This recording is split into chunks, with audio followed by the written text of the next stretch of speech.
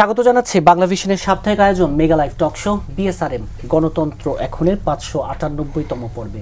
সাথে আছে তাইমুর রশিদ। আমার সাথে আজকে আলোচনার জন্য স্টুডিওতে উপস্থিত আছেন চারজন অতিথি। আমার হাতে ডানে আছেন বিএনপির জাতীয় নির্বাহী কমিটির সদস্য শেখ রবিউল আলম, আছেন গণসংহতি আন্দোলনের প্রধান সমন্বয়কারী জুনায়েদ সাকি। আমার হাতে বামে আছেন বাংলাদেশ জামায়াতে ইসলামী ঢাকা দক্ষিণের নায়েবে আমির এবং কর্ম পরিষদ সদস্য ডক্টর মোহাম্মদ হেলাল উদ্দিন, আছেন এনসিপির যুগ্ম আহ্বায়ক সারওয়ার তুষার। আপনাদের চারজনকে স্টুডিওতে স্বাগত জানাচ্ছি। দর্শক, বিএসআরএম গণতন্ত্র এখনের আজকের এই পর্বে আমরা আলোচনা করব প্রধান উপদেষ্টার সঙ্গে তারেক রহমানের সৌজন্য সাক্ষাৎ বলি, বৈঠক বলি, যাই বলি, পোস্টাল ব্যালট নিয়ে বিতর্ক, 11 দলীয় জোটের আসন সমঝোতার সবশেষ খবর এবং বাংলাদেশ সহ 75টি দেশের জন্য যুক্তরাষ্ট্রের যে অভিবাসী ভিসা স্থগিত, এই বিষয়গুলো সহ সমসাময়িক রাজনৈতিক ঘটনা প্রবাহ নিয়ে আজকের স্টুডিও আলোচনা শুরু করতে চাই এনসিপি যুগ্ম আহ্বায়ক সারওয়ার তুষার আপনাকে দিয়ে। বলছিলাম যে প্রধান উপদেষ্টার সঙ্গে বিএনপি চেয়ারম্যান তারেক রহমানের সৌজন্য সাক্ষাৎ বলি, বৈঠক বলি, প্রশ্নটা এভাবে রাখতে চাই। এর আগে সবশেষ যখন গত বছরের 13 জুন লন্ডনে বৈঠক হয়েছিল, এরপরে আপনাদের রাজনৈতিক মহলে আপনারা রাজনৈতিক দলগুলো এক ধরনের বক্তব্য রেখেছিলেন যে ওই বৈঠকটার পর পুরো পরিস্থিতি, প্রশাসন, পুরো দেশ একদিকে ঝুঁকে পড়ার একটা প্রবণতা, এবং এই মন্তব্যটা আপনারা করেছিলেন। আজকের বৈঠককে আপনারা কিভাবে দেখছেন, এনসিপি কিভাবে দেখছেন? আপনাকে ধন্যবাদ। আজকের মিটিংটার এখনও তো আমরা আলোচ্য বিষয়বস্তু জানি না। যতটুকু আমরা শুনেছি এটা সৌজন্য সাক্ষাৎ।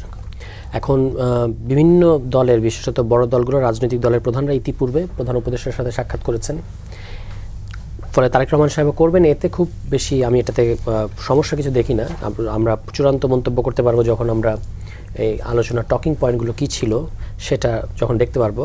লন্ডন মিটিংয়ের কথা যেটা বললেন, এই মিটিংয়ের সমালোচনা করার সঙ্গত কারণ আছে। যদি আমরা একটু নির্মমভাবে দেখি সেই সময়কার প্রেক্ষাপট এবং এখনকার প্রেক্ষাপটেও, যে একটা রাষ্ট্রের সরকার প্রধান কখনো অন্য একটা দলের প্রধানের সাথে আরেকটা দেশে দেখা করতে পারেন না, এবং আবার সাক্ষাৎ করার পরে এসে একটা যৌথ স্টেটমেন্ট, যখন কিনা তখন জাতীয় ঐক্যমত্য কমিশনের আলোচনা চলছিল, কিন্তু তখন সমস্ত রাজনৈতিক দল একসাথে জাতীয় ঐক্যমত্য কমিশনে আলোচনা করছে, আপনি ওই মিটিং করলেন এবং একটা যৌথ স্টেটমেন্ট দিলেন।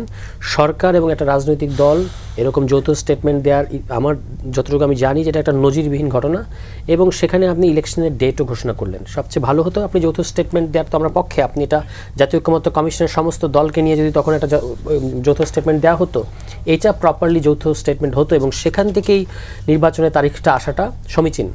আমাদের সমালোচনাটা ওখান থেকে ছিল, এবং আমরা আমাদের প্রধান উপদেষ্টা, তাকে আমরা শ্রদ্ধা করি, বাট অনেক সময় তিনি এমন কিছু বলে ফেলেন বা এমন কিছু করে ফেলেন যেটা আসলে যারা আসলে ইম্প্যাক্টগুলো কী পড়ে ইন ফিল্ড পলিটিক্স, এটা উনি বুঝতে পারেন না। এই ঘটনাটাও সেরকম একটা ঘটনা। কারণ আপনি জানেন যে আমাদের প্রশাসন দীর্ঘদিন তার একটা দলীয়করণের মধ্যে দিয়ে গেছে, এবং কখনো কখনো তারা অতি উৎসাহী হয়ে বা ভলান্টারিলি নিজেরাই কোনো না কোনো দলের পারপাস সার্ভ করতে চান। ওই দল ওই সার্ভিস চাক বা না চাক, এটা তাদের অস্থিমজ্জার মধ্যে এই সমস্যাটা ঢুকে গেছে, মনস্তত্ত্বের মধ্যে এটা আছে যে আমাকে তা পাওয়ার কোন দিকে, বিভিন্ন এলাকায় এখন যেমন ধরেন পাওয়ার তো নানাভাবে বিভিন্ন জায়গায় এক এক রকম। তখন যেটা প্রশাসন করে সেটা হচ্ছে যে তারা শক্তিটা খেয়াল করে, বিভিন্ন যে রাজনৈতিক দল আছে কার কতটুকু শক্তি, কার কতটুকু ইনফ্লুয়েন্স, সেটা মাঠের শক্তি হোক, সেটা উপরের যোগাযোগ হোক, তারা তখন সেভাবে অ্যাক্ট করার চেষ্টা করে। এটা কিন্তু গত 1.5 বছরে এই বাস্তবতার মধ্যে আছে। এবং এই ঘটনার পরেও আমরা যখন বললাম যে একদিকে হেলে গেছে, এটা কারণ হচ্ছে প্রশাসনের কাছে যেন একটা মেসেজ চলে গেছে যে তিনি বাংলাদেশের আগামী দিনের প্রধানমন্ত্রী হবেন। সেটা যদি ধরেন সর্বোচ্চ নিশ্চিত ঘটনাও হয়, ইলেকশন হওয়ার পরে, ইলেকশনের রেজাল্ট আসার আগ পর্যন্ত আপনি সেটা বলতে পারেন না বা সেটা ধরে নিতে পারেন না। এটা গণতন্ত্রের সাথে সাংঘর্ষিক, এবং আমরা প্রশাসনের মধ্যে অতি উৎসাহী ব্যাপারটা দেখেছি। অনেক জায়গায় আমরা এইরকম কথাও শুনেছি যে আরে ভাই এত ওদের, আমরা যখন বিভিন্ন অভিযোগ নিয়ে গেছি যে এত অভিযোগ নিয়ে আইসেন না, ওরাই তো কয়েকদিন পরে সরকার হবে, এরকম কথা প্রশাসনের বিভিন্ন পর্যায় থেকে আমাদেরকে এগুলো বলা হয়েছে, যেগুলো ছিল খুবই হাইলি ডিস্টার্বিং। ফলে আমাদের সমালোচনাটা ওখান থেকে ছিল। এটা আজকের বৈঠকের পরে শুধু বিরোধিতার জন্য বিরোধিতা না, আজকের বৈঠক নিয়ে বক্তব্যটা আমি যেটা একটু আগে বললাম যে তারা কি কথা বলেছেন, যেহেতু তিনি সপরিবারে গেছেন, এটা একটা কার্টেসি ভিজিট হতে পারে। আমার কাছে অ্যাপারেন্টলি তাই মনে হচ্ছে। এর বাকিটা আমরা বুঝতে পারবো যে আরো বিস্তারিত, হয়তো যদি তারা নাও জানে, আপনি কতগুলো ঘটনার প্রতিক্রিয়া বা পার্শ্ব প্রতিক্রিয়া থেকে আপনি অনেক কিছু বুঝতে পারেন, সেখান থেকে তখন আমরা বোঝা যাবে যে এই মিটিং এর আসল ইম্প্যাক্টটা কি পড়লো। এখানে একটা জিনিস হচ্ছে, একটা সেকেন্ড, যে এটাও খেয়াল রাখতে হবে যে তারেক রহমান সাহেব সবচেয়ে বৃহত্তম দল বাংলাদেশের, সেটার যেমন প্রধান, একই সাথে তিনি কিন্তু একজন প্রার্থীও নির্বাচনের, এটাও আমাদেরকে মাথায় রাখতে হবে। গণসংহতি আন্দোলনের প্রধান সমন্বয়কারী জুনায়েদ সাকি, আজকের এই বৈঠকে আপনি কি দৃষ্টিতে দেখবেন? সবাইকে সালাম এবং শুভেচ্ছা, আসসালামু আলাইকুম। আমার ধারণা এটা একটা সৌজন্য সাক্ষাৎ তো বটেই, এটা হচ্ছে আসলে আপনি খেয়াল করবেন যে বিএনপির প্রয়াত চেয়ারপারসন সাবেক প্রধানমন্ত্রী বেগম খালেদা জিয়ার প্রয়াণ পরবর্তী সময়ে যদিও ওনার জানা যায় মাননীয় প্রধান উপদেষ্টার সাথে বিএনপির চেয়ারম্যান জনাব তারেক রহমানের সাক্ষাৎ হয়েছে জানা যায়, কিন্তু আমাদেরও অনেকেরই সাক্ষাৎ হয়েছে যারা জানা যায় অংশ নিয়েছেন। কিন্তু যেটা হয়েছে যে জনাব তারেক রহমান এবং তার পরিবারের প্রতি মানে যে সহমর্মিতা জানানো, সেটার জন্য কিন্তু রাজনৈতিক দল থেকে শুরু করে বিভিন্ন শ্রেণী পেশার মানুষরা সকলেই তাকে একটা সহমর্মিতা জানাতে তার সাথে সাক্ষাৎ করেছেন। আমরাও করেছি, এনসিপিও করেছে, জামাত ইসলামী করেছে এবং অন্যান্য রাজনৈতিক অনেক দল করেছে। আমি সবগুলো বাম জোট, 12 দলীয় জোট, মানে বিভিন্ন রাজনৈতিক দল এবং শ্রেণী পেশার সংগঠন, ব্যক্তিবর্গ। এখন এই কন্ডোলেন্স জানানোটার জন্য তো মাননীয় প্রধান উপদেষ্টা জনাব তারেক রহমানের জায়গা আসাটা, যেতে মানে এইটা এক ধরনের আমার মনে হয়েছে যে প্রোটোকল অনুযায়ী এখন তো প্রধান উপদেষ্টার সাথেই আসলে সাক্ষাৎ করতে হয় সেই দিক থেকে। বাট এই মিটিংয়ের উদ্দেশ্যটা হচ্ছে যে সম্ভবত এই বেগম খালেদা জিয়ার প্রয়াণ পরবর্তী সময়ে একটা কন্ডোলেন্সের বিষয় আনুষ্ঠানিকভাবে এবং একটা সৌজন্য সাক্ষাতের জায়গা। এর চাইতে বেশি রাজনৈতিক তাৎপর্য নেই, এই কারণে যে উনি কিন্তু গিয়েছেন পরিবার নিয়ে। বিএনপির প্রতিনিধি দল গেলে এটার আরেকটা তাৎপর্য হতো। একেবারেই উনি ওনার স্ত্রী, ওনার কন্যা এবং উনি নিজে গিয়েছেন এবং প্রথম উপদেষ্টা আবার কন্যাই ছিলেন, মানে একেবারে একটা পারিবারিক আবহে এটা মূলত মানে বেগম খালেদা জিয়ার প্রয়াণ পরবর্তী সময়ে একটা সৌজন্যতা এবং তাদেরকে সহমর্মিতা জানানোর জায়গা। এভাবে আপাতত আমি রিড করছি। আমাদের দিক থেকে আমরা যেটা মনে করি যে মানে রাজনীতির বাইরে আসলে কিছুই হয় না, তো ওই অর্থে ধরেন এর তো একটা নানান দিক থেকে যে কেউ নানাভাবে বিশ্লেষণ করতে পারেন, কিন্তু এই বিষয়টাও তো গুরুত্বপূর্ণ। এখন রাজনীতির বাইরে কি এটা ঘটেছে যখন জামাত ইসলামীর থেকে শুরু করে বিভিন্ন রাজনৈতিক দল যারা জনাব তারেক রহমান এবং তার পরিবারের প্রতি সহমর্মিতা জানাতে গিয়েছেন, কন্ডোলেন্স জানাতে গিয়েছেন, সেটা তো একটা পলিটিক্যাল কালচার এবং এইটা ভালো জায়গা যে এই জিনিসটা আমরা চালু করতে পেরেছি এবং অন্তত পক্ষে এই ধরনের বিরোধিতা, রাজনৈতিক বিরোধিতা থাকবে কিন্তু একটা সামাজিক পরিবেশে লেনাদেনা থাকবে। বাংলাদেশের তো বিশেষ পরিস্থিতি গিয়েছে, মানে জনাব তারেক রহমান দীর্ঘদিন একভাবে আমি বলতে পারি যে নির্বাসিতই ছিলেন এবং দীর্ঘদিন তার থাকার ফলে এবং তার ফেরত আসা দেশে সেটাও নানা প্রক্রিয়ায় বিলম্বিত হয়েছে। এখন সেটার সম্পূর্ণ ভেতরের বিষয়গুলো কি সেটা তো উনি নিজে যেমন জানেন, ওনার দল জানেন, কিন্তু বাস্তবতা আমরা দেখেছি 25শে কবে জানেন ডিসেম্বরের আগে তো উনি আসতে পারেননি।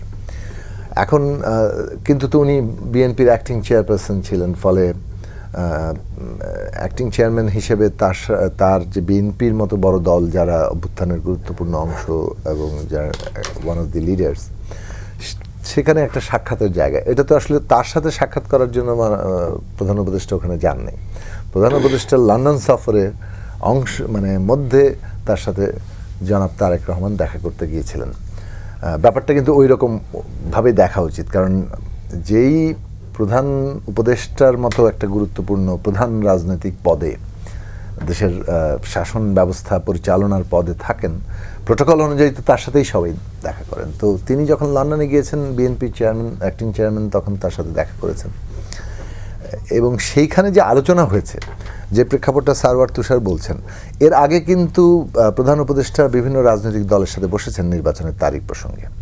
তাঁরা বলেছিলেন জুনের মধ্যে নির্বাচন হবেন, বিএনপির দাবি ছিল ডিসেম্বরের মধ্যে। আমি যদি বলি এখন সত্যের খাতিরে, মাননীয় প্রধান উপদেষ্টা জানেন, উপদেষ্টা মণ্ডলী যারা ছিলেন জানেন, সেখানে বৈঠকে আমাদের পক্ষ থেকে আমি নিজে উপস্থাপন করেছিলাম যে 12ই ফেব্রুয়ারির পরে আপনি নির্বাচনটা আসলে নেওয়ার কোনো বাস্তবসম্মত অবস্থা নেই। তার পরপরই যে রোজ এখানে রোজা আছে, রমজান, পরীক্ষা আছে, তারপরে পরীক্ষা, পরীক্ষা। এরপরে আবার একটা ঈদ, সব মিলিয়ে যে বাস্তবতা, যদি জুনের মধ্যে ইলেকশন আপনি বলেছেন, কিন্তু সেটা আসলে তারিখটা শেষ পর্যন্ত প্র্যাকটিক্যালি দাঁড়িয়ে যায় 12ই ফেব্রুয়ারি। তো সেইটা কিন্তু আমরা বৈঠকে বলেছি। ফলে এক ধরনের আবহ সৃষ্টি হয়ে যাচ্ছিল যে উইদিন 12ই ফেব্রুয়ারি ইলেকশন করতে হবে। সেই জিনিসটা বিএনপির দিক থেকে সেখানে নিশ্চয়ই আলোচনা হয়েছিল এবং তখন ওনারা হয়তো সিদ্ধান্তে এসছেন, কিন্তু এই যে ডিসিশনটা নিলেন, এটা আমি ঠিক মনে করি যে সম্মিলিতভাবেই সিদ্ধান্তটা হয়েছে। ওখান থেকে হয়তো সিদ্ধান্তটা একটা একভাবে হয়েছে, কিন্তু সম্মিলিতভাবে হলে ন্যূনতম জাতীয় ঐক্যমত্যের যে কথাটা আমরা বারবার বলছিলাম যে এই গণতান্ত্রিক উত্তরণে, সেটার হয়তো প্রকাশ হতো। এখন এইটার দায়ভার বেসিক্যালি মানে অন্তর্বর্তী সরকারের, কারণ অন্তর্বর্তী সরকারকেই কিন্তু এই বিবেচনাগুলো রাখতে হবে যে কিভাবে করবে। আপনার কাছে একটু পরে ফিরছে। বাংলাদেশ জামাত ইসলামের ঢাকা দক্ষিণের আইবে আমির এবং কর্মপরিষদ সদস্য ডক্টর মোহাম্মদ হেলালুদ্দিন আজকের প্রধান উপদেষ্টার সঙ্গে বিএনপি চেয়ারম্যান তারেক রহমানের বৈঠককে আপনি কি দৃষ্টিতে দেখতে চান? একেবারেই যদিও পারিবারিক আবহে এক ধরনের সৌজন্য সাক্ষাৎ। জি, ধন্যবাদ আমার বিজ্ঞ সহ আলোচক বৃন্দ এবং আজকে আমাদের লাইভে যুক্ত দর্শক শ্রোতা সবাইকে আন্তরিক সালাম এবং শুভেচ্ছা। আসসালামু আলাইকুম রহমতুল্লাহ। দেখুন, আমরা তো একটা দেশ, একটা সমাজ, একটা কালচার, সব কিছু মিলেই কিন্তু আমরা আছি। তো জনাব তারেক রহমান তিনি একটা দলের এখন চেয়ারম্যান। তো সেই হিসাবে তো প্রত্যেকটা দলের প্রধান ব্যক্তিরা চিফ অ্যাডভাইজারের সাথে ইতিপূর্বে বহুবার সাক্ষাৎ হয়েছে। উনি দেশে ছিলেন না, বাইরে ছিলেন, উনি এসেছেন এখন, এটা দেখা করবেন, এটা স্বাভাবিক বিষয়। তবে সরার তুষার যেটা বলেছেন, যেহেতু একটা ইলেকশনের এখন চলছে আর কি, 1 মাসেরও কম সময় বাকি। তো এই সময়ে বিষয়গুলো সবাই খেয়াল করে। তবে আমরা যেটুকু দেখতে পাচ্ছি, উনি পারিবারিক পরিবেশেই সেখানে গিয়েছেন এবং জনাব সাকিব ভাই যে বিষয়গুলো বলেছেন, আমারও ওই রকমই মনে হয় যে বেগম খালেদা জিয়া আমাদের দেশনেত্রী, আপসের নেত্রী, ওনার ইন্তেকালের পরে যে একটা শূন্যতা সৃষ্টি হয়েছে, পারিবারিকভাবে তিনি মা হারা হয়েছেন, এসব বিষয়গুলো হয়তো শেয়ার হয়েছে। তারপরেও আর একটা কথা থাকে যায় যে আমাদের গ্রামগঞ্জে চাষটলে সামান্য চা খেতে বসেও কিন্তু মানুষ কথা বলে, সেখানেও কিন্তু রাজনীতি হয়। তো এই পর্যায়ের লোকজন হতেই পারে, তো এখানে দোষের কিছু নেই। কেমন, এটাকে আমরা ওইভাবেই নিলে মনে হয় ভালো হয়। জি, আবার আপনার কাছে আসবো। বিএনপির জাতীয় নির্বাহী কমিটির সদস্য শেখ রবিউল আলম, আপনার কাছে ইচ্ছা করে শেষে এলাম। এই যে তিনজনের কাছে শুনছিলেন এবং এই যে একেবারেই যদিও পারিবারিক আবহে বৈঠকে যে কথাটা বলা হয় যে লন্ডনে গত বছরের 13 জুনের বৈঠকের পর যেহেতু বিএনপি একটি বড় সম্ভাবনাময় দল, ভোটে তারাই ক্ষমতায় আসবে মোটামুটি ধরে নেওয়া হচ্ছে, সেই হিসেবে যে সব কিছু বিএনপির দিকে ঝুঁকে পড়া, হেলে পড়া, এই জায়গাটি। ধন্যবাদ আপনাকে প্রিয় সমালোচক যারা এবং যারা এই মুহূর্তে বাংলা মিশনের সাথে যুক্ত আছেন। রাজনীতিতে সমালোচনার ঊর্ধ্বে থাকাটা খুব কঠিন হয়েছে। উইন উইন রাজনীতি, রাজনৈতিক দলগুলি নিজেদেরকে অবধারিত মনে করে, নিশ্চিতভাবে ক্ষমতার অংশ হতে চায়, সেখানে সব কিছুকেই এরকমভাবে দেখার একটা রীতি এবং নীতি দুটোই আমাদের দেশে আছে। এর আগে প্রধান উপদেষ্টা লন্ডন সফরে যাওয়ার আগে সব রাজনৈতিক দলের সাথে বসছেন, সব রাজনৈতিক দলের প্রধানদের সাথেও বসছেন, সমস্যা হয়নি। একটা জায়গা আছে এনসিপি এবং জামাত ইসলাম, দুজনই বলছিলেন ডিসেম্বর থেকে জুন কোনো সমস্যা নেই, এর মধ্যে হলেই হয়। বিএনপি বলছে ডিসেম্বরের চাই, সরকার জুনে করতে চায়। তখন প্রধান উপদেষ্টা ওখানে সফরে গিয়েছেন, যেহেতু বিএনপির ভারপ্রাপ্ত চেয়ারম্যান তারেক রহমান, বেগম খালেদা জিয়া অসুস্থ, তিনি অংশ নিচ্ছেন না, ফাংশন করছেন না, মনে করেছেন যে ঠিক আছে এই তারিখটা নিয়ে একটু কাছাকাছি যাওয়া যায় না, আলোচনা করে একটা সমঝোতায় আসা যায় কিনা, করেছেন। তারপরে ধরেন ফেব্রুয়ারিতে নির্ধারণ হয়েছেন, সরকারের কথাও ঠিক আছে, সরকার জুনের থেকে একটু এগিয়ে আসলো, আমরা ডিসেম্বর থেকে একটু ছাড় দিয়ে ওখানে আসলাম। ডিসেম্বর আর জুনের মধ্যে যখন হচ্ছে, ফেব্রুয়ারিতে এনসিপি এবং জামাত ইসলাম তাদের দাবির মধ্যেও ঠিক থাকছে, এটা তো বীরত্বর সাথে ফাংশন করেছে, এখানে দোষের কিছু আমি দেখছি। আর এটা একটা পারিবারিক ধরেন ইকুয়াল বলতে পারেন, ওটাকে কী সাক্ষাৎ অথবা সৌজন্য সাক্ষাৎ। আবার এটাও মানার দরকার যে তারেক রহমান এই প্রথম দলের প্রধান হয়েছেন আর কি, চেয়ারম্যানের দায়িত্ব নেওয়ার পর প্রধান হয়েছেন, সেখানে উনি গিয়েছেন। সমস্যাটা কোথায় দেখেন, অভ্যুত্থানের পর আপনি সরকারে থাকলেন, দোষ হয়নি, 3 জন সরকারে থাকলেন, কোনো দোষের হয়নি। সরকার থেকে বেরিয়ে এসে নির্বাচন করছেন, তা তো দোষের নেই, প্রভাব হয় না। ঠিক আছে, সরকার থেকে পদত্যাগ করলেন, এখন আবার নির্বাচন করছেন, কোনো সমস্যা নেই। আবার আপনি যখন এনসিপির প্রধান হলেন, তখন ইউনূস সাহেব আপনাকে ডেকে নিয়ে দুঃখের কথা, কষ্টের কথা, পরামর্শ সব শেয়ার করছেন, কোনো দোষ নেই। পদত্যাগের কথা বলেছিলেন, কোনো দোষ নেই। আমি দুঃখের কষ্ট বললাম, পদত্যাগের বললাম, এতে কোনো দোষ নেই, এগুলো সব ঠিক আছে। কিন্তু যখন একটা পারিবারিক সাক্ষাতে তারেক রহমান যান, তখন হচ্ছে কি প্রশাসন হেলে পড়লো কিনা, সরকারের আনুগত্য কিনা, এভাবে যখন দেখা হয়, এটাকে আমি একভাবে দেখি, সেটা হচ্ছে অন্য রাজনৈতিক দলের আপনার এক ধরনের দুর্বলতা, এক ধরনের প্রতিযোগিতার অক্ষমতা, অথবা ধরেন এক ধরনের হীনমন্যতা। এই জায়গাটা আমি হেলালবাসীর সাথে খুব একমত যে এগুলি সব ইতিবাচকভাবে দেখার প্রয়োজন আছে। আমরা দেখতে চাইবো সরকারটা নিরপেক্ষভাবে ফাংশন করছে কিনা, কারো প্রভাবে আপনার হচ্ছে কিনা, নিরপেক্ষতা হারাচ্ছে কিনা, অথবা তার উপর যে দায়িত্ব রয়েছে, সব দল রাজনৈতিক দলের সহযোগিতা রয়েছে এবং তার উপর যেটা দায়িত্ব রয়েছে সেখান থেকে বিচলিত হচ্ছেন কিনা, সেই ধরনের কোনো কিছু তো আমরা দেখছি না। যার ফলে এই বিতর্কগুলি আমাদেরকে এখনো পর্যন্ত প্রমাণ করায় যে আমরা অন্যের সমৃদ্ধি বা অন্যের স্বীকৃতি, অন্যের সম্মান, অন্যের গুরুত্বকে এখনো পর্যন্ত অ্যাপ্রিসিয়েট করতে শিখছি না।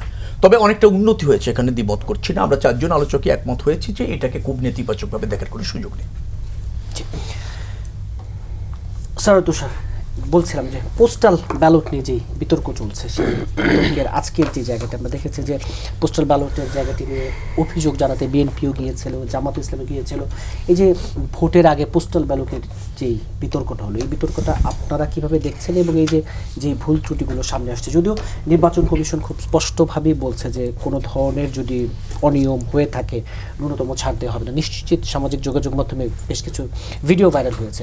পোস্টাল ব্যালটের এই বিতর্কের জায়গাটিকে এনসিপি কিভাবে দেখছে? পোস্টাল ব্যালট এটা তো একটা নতুন জিনিস এবং বাংলাদেশের প্রবাসীরা এবার ভোট দিতে পারছে, এটা একটা গণ অভ্যুত্থানের অবদান। ফলে এটাকে ডেফিনেটলি যে কোনো ধরনের বিতর্কের ঊর্ধ্বে রাখতে হবে। যে ভিডিওগুলো আমরা সোশ্যাল মিডিয়ায় দেখেছি এগুলো ডিস্টার্বিং, যদি এগুলো সত্য হয় তাহলে যারা এটার সাথে জড়িত বা যাদেরকে অভিযোগ পাওয়া যাবে তাদের বিরুদ্ধে ব্যবস্থা নেওয়া উচিত। যে কি করে, যেটা আমরা শুনতে পাচ্ছি যে একজনের কাছে 200-300 পোস্টাল ব্যালট যাচ্ছে, এটা কিভাবে গেল? এটা বাহরাইনেও এরকম শুনেছি, কুয়েতেও এরকম শোনা গেছে। এটা আমরা চাই না এবং এটা ডেফিনেটলি আমাদের যে সুষ্ঠু নির্বাচনের জন্য যে ধরেন ঘটনাটা হয়তো একটা জায়গায় ছোট্ট, কিন্তু এইটার একটা মানে প্রভাব পড়বে সবখানে, যে নির্বাচন বিতর্কিত হচ্ছে, নির্বাচন সুষ্ঠু হচ্ছে না, নির্বাচনের কারচুপি হচ্ছে, এই ধরনের কথাগুলো বলা তখন সহজ হবে।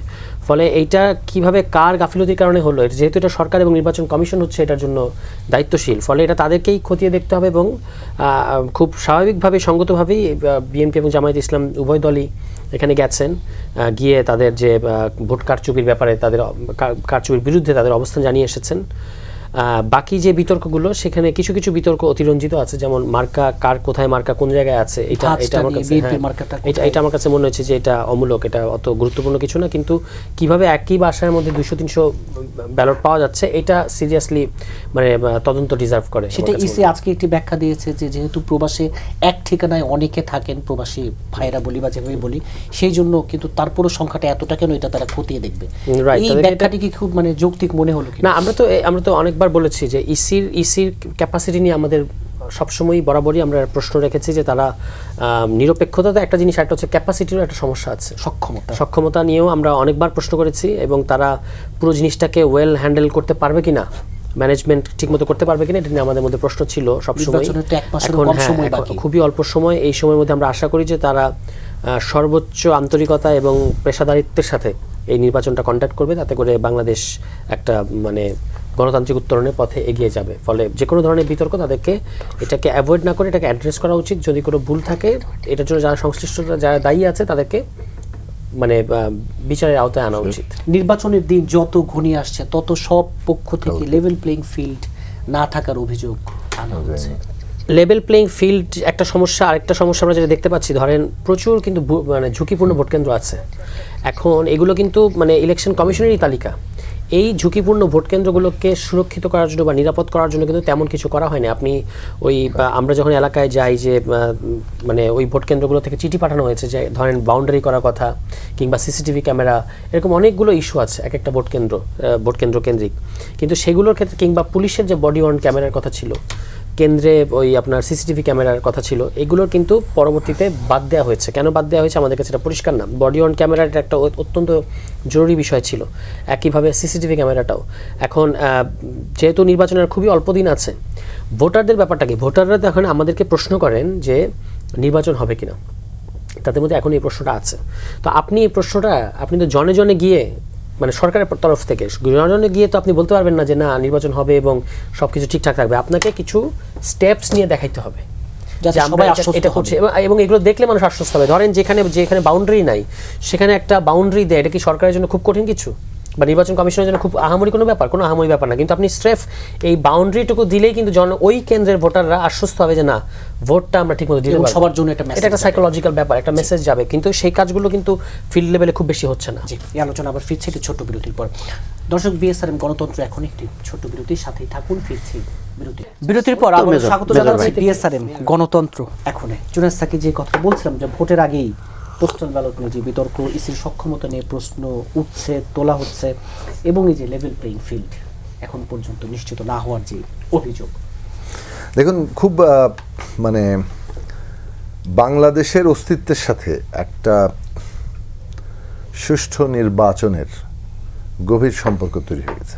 মানে আমাদের এই যে ভূরাজনৈতিক বাস্তবতায় আমরা আছি, আমাদের জনগোষ্ঠী, রাষ্ট্র কাজটা কি, জনগোষ্ঠীকে ঐক্যবদ্ধ রাখা, তার তো অনেক রকম পার্থক্য দ্বন্দ্ব থাকে।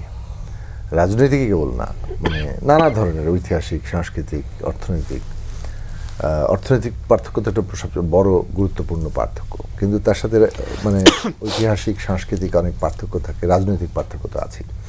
এখন এই তারপরে আরও অনেক পার্থক্যের কথা বলা যাবে, শ্রেণী, ধর্ম, বর্ণ, জাতি, লিঙ্গীয় পরিচয়ের সব পার্থক্য আছে। এখন এই যে নানা রকম দ্বন্দ্ব সংঘাত, এগুলোর মধ্যে একটা নাগরিক ভিত্তিক সাধারণ আইন তৈরির মধ্যে দিয়ে গণতান্ত্রিক একটা রাষ্ট্র ব্যবস্থা জনগোষ্ঠীকে ঐক্যবদ্ধ রাখার চেষ্টা করে। এই ঐক্যবদ্ধ রাখার চেষ্টার মধ্য দিয়ে কিন্তু রাষ্ট্র তার এই যে জনগণের যে গণসার্বভৌমত্বটা, সেইটার উপরে দাঁড়িয়েই কিন্তু সে ওইটাকে ফাংশন করছে। অন্য রাষ্ট্রের সাথে আপনি কি সম্পর্কে থাকবেন, আপনি কতটা শক্তির উপর দাঁড়িয়ে থাকবেন।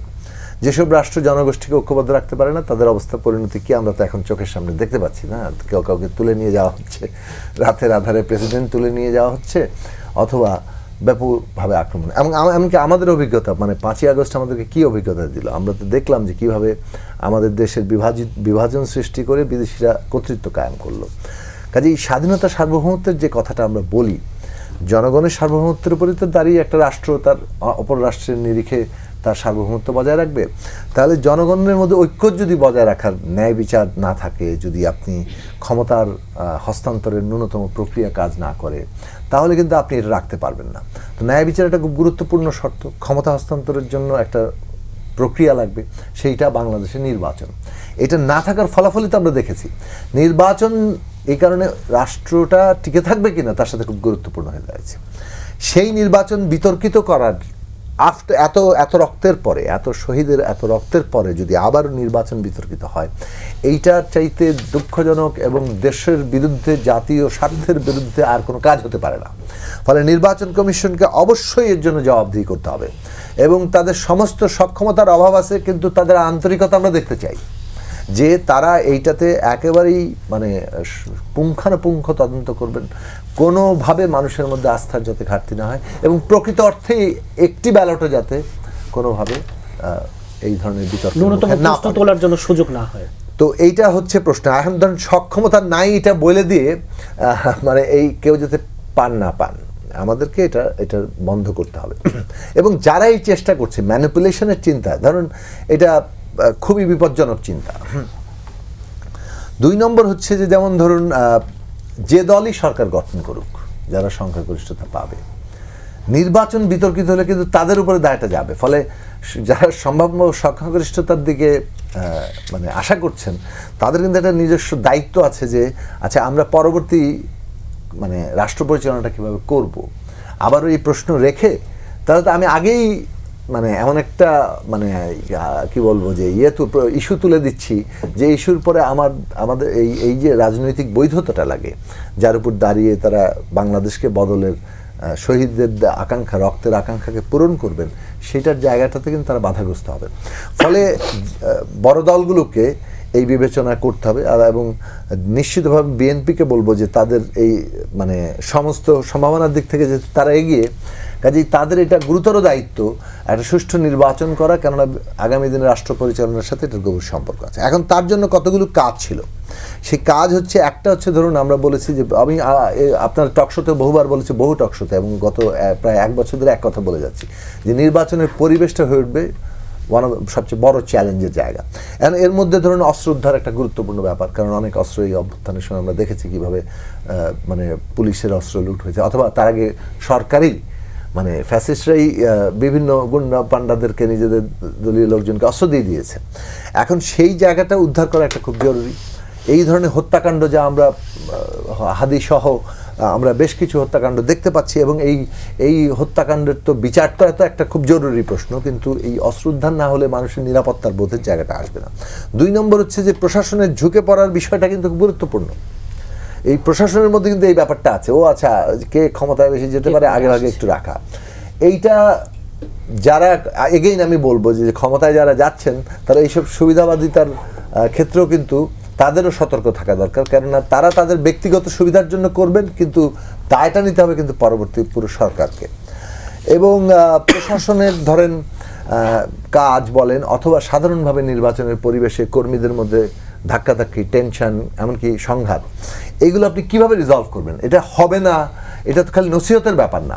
আমরা বলেছিলাম একটা পদ্ধতি হতে পারে, যেহেতু আমরা জাতীয় ঐক্যমত্য কমিশনের একটা অভিজ্ঞতা এসেছি, ফলে সরকার, নির্বাচন কমিশন, রাজনৈতিক দলগুলোর প্রতিনিধিদের নিয়ে যদি একটা কেন্দ্রীয় মনিটরিং কমিটি থাকতো, তাহলে যে কোনো একটা জায়গায় সংঘাত হলে ওইটার অভিযোগটা এখানে আসতো, পলিটিক্যাল পার্টিগুলো নিজেরা হস্তক্ষেপ করতে পারতো যে না, কারণ রাজনৈতিক প্রশাসনের গভর্নমেন্টের পাশাপাশি কিন্তু রাজনৈতিক দলগুলো যদি এই কমিটমেন্টে না আসে যে আমরা একটা সুষ্ঠু নির্বাচন করব, তাহলে কিন্তু সুষ্ঠু নির্বাচন আপনি পাবেন না। এত সোজা না, খালি গভর্নমেন্ট মানে আমাদের ওই ক্যাপাসিটিটা হয়নি।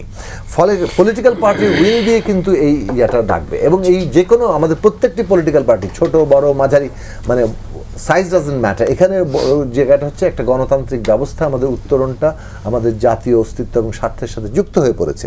সেই জায়গা থেকে বলবো যে এই প্রশাসন, অস্ত্র উদ্ধার, প্রয়োজনে যে বডি ক্যামেরার কথা তোলা হলো, সিসি ক্যামেরা কেন থাকবে না, টাকা নাই, এই সমস্ত কথাবার্তা তো মানে এটা কীরকম আপনার বোঝাবেন যে দেশে হাজার হাজার লক্ষ কোটি টাকা পাচার হয়? আপনার প্রায়োরিটিটা ঠিক করতে হবে। এই দেশের নির্বাচনের প্রায়োরিটিটা যখন আমার অস্তিত্বের স্বার্থ, তখন আপনি টাকা নাই বলাটা এটা একেবারেই অগ্রহণযোগ্য একটা যুক্তি। ফলে বডি ক্যাম বলেন, সিসিটিভি ক্যামেরা বলেন, সাংবাদিকদের উপস্থিতি বলেন, এটা অত্যন্ত জরুরি। তারপরে এই আর পোস্টাল ব্যালট বিতর্ক তো ধরেন মানে কোনোভাবেই এটাকে ছাড় দেওয়ার কোনো সুযোগ নেই, যদিও নির্বাচন কমিশন বলেছেন ছাড় দেওয়ার সুযোগ নেই। এগুলো যেন ওই যে আমলাতান্ত্রিক ভাষা যেমন মানে এইগুলো না হয়ে দাঁড়ায়। ফলে আমরা সুনির্দিষ্ট প্রস্তাব দিয়ে আসছি, কিন্তু কেন সরকার শুনলেন না, এটা একটু আশ্চর্যের ব্যাপার মনে হয়। ডক্টর মোহাম্মদ হেলালুদ্দিন, এই যে পোস্টাল ব্যালট বিতর্ক, স্থির সক্ষমতা, এবং এই যে দিন শেষে নির্বাচনটা যেন বিতর্কিত না হয়। জি ধন্যবাদ। দেখুন, নির্বাচন বিতর্ক আমরা পূর্বে বলেছিলাম যে এই ইসির যে কোনো একটা ইলেকশন করে একটু অভিজ্ঞতা হওয়া দরকার। এই জন্য আমরা স্থানীয় সরকার নির্বাচনটা চেয়েছিলাম, অন্ততপক্ষে 2-1টা বিভাগেও যদি নির্বাচনটা হতো, তাহলে তার একটা অভিজ্ঞতা হতো কী ধরনের চ্যালেঞ্জ আসতেছে, কীভাবে মোকাবেলা করা যায়, সেই ধরনের একটা সক্ষমতা তৈরি করা, সেটা করে নাই। এখন পোস্টাল ব্যালট নিয়ে ওনারা যেটা করেছেন, এটা তো একমাত্র দায়ী ইসি এবং এই অন্তর্বর্তীকালীন সরকার, কারণ এখানে কোনো পলিটিক্যাল দল এখানে ইনভলভ নাই, এবং এটা দেশের বাইরের বিষয়, এবং সেসব দেশে রাজনীতিও অ্যালাউ নাই। মানে ওগুলো হলো কি বলা যায়,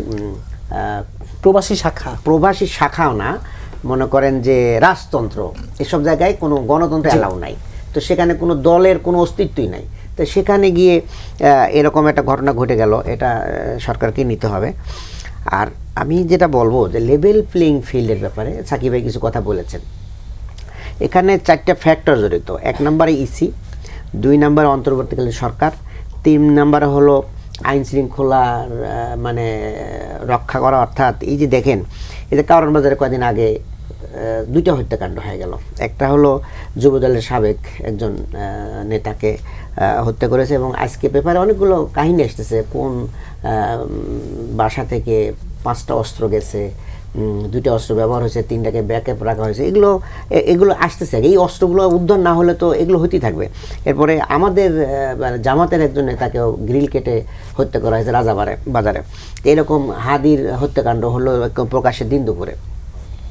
তো এই আইন শৃঙ্খলার ব্যাপারে অস্ত্র উদ্ধার, সন্ত্রাসীদের গ্রেপ্তার, এগুলো না করতে পারলে এটা হবে না। এরপরে সর্বশেষ হচ্ছে রাজনৈতিক দলগুলোর মধ্যে একটা ঐক্য, তাদের মধ্যে একটা মানে সংহতি, এবং সবাই মিলে একটা প্রোটেকশন তৈরি করতে না পারলে এই লেভেল প্লেইং ফিল্ড হবে না। বিএনপি জামাতের মধ্যে সেই অবস্থান তো আমরা দেখছি না। না, যা বিএনপি জামাতের মধ্যে অবস্থান আছে, আমরা কিন্তু মানে রাজনৈতিক এজেন্ডা তাদের থাকবে, কর্মসূচি থাকবে, বাট আমরা ব্যক্তিগতভাবে কিন্তু আমাদের সাথে সবারই সম্পর্ক। এটা তো মনে করেন বিভিন্ন জায়গায় এগুলো হতে থাকবে, কিন্তু নেতৃ পর্যায়ে এখনো পর্যন্ত যে ধরনের বোঝাপড়া আছে, আমার মনে হয় এটা আরো একটু বাড়লে এটা ঠিক হয়ে যাবে। কিন্তু ইসি যে কাজগুলো করতেছেন, যেমন পোস্টাল ব্যালটের একটা বিষয় বলছেন, আরও কিছু কাজ তাদের ভিতরের লোকগুলো ওনারা সঠিকভাবে করছে না। যেমন দ্বৈত নাগরিকের ব্যাপারে ওনারা এক একজনের কাছে এক এক ধরনের ডিসিশন দিচ্ছেন। এরপরে আপনার মনে করেন গণভোটের বিজ্ঞাপন দিচ্ছে, সেখানে দেখতেছি যে ধানের শীষ মার্কা দিয়ে ব্যালট বাক্সে ঢুকানো হচ্ছে। এগুলো ইচ্ছে করে করতেছে না কি করতেছে, এটা মানে একটা তালগোল পাকানো হচ্ছে।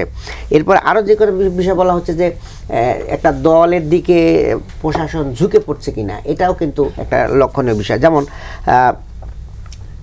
একটা দলীয় প্রধানকে যে ধরনের প্রোটোকল দেওয়া হচ্ছে, এটা কিন্তু লক্ষণীয়। অন্য অন্য দলীয় প্রধানও আছেন, তাদেরকে কি ধরনের প্রোটোকল দেওয়া হচ্ছে, আর একটা দলের প্রধানকে কী ধরনের প্রোটোকল দেওয়া হচ্ছে।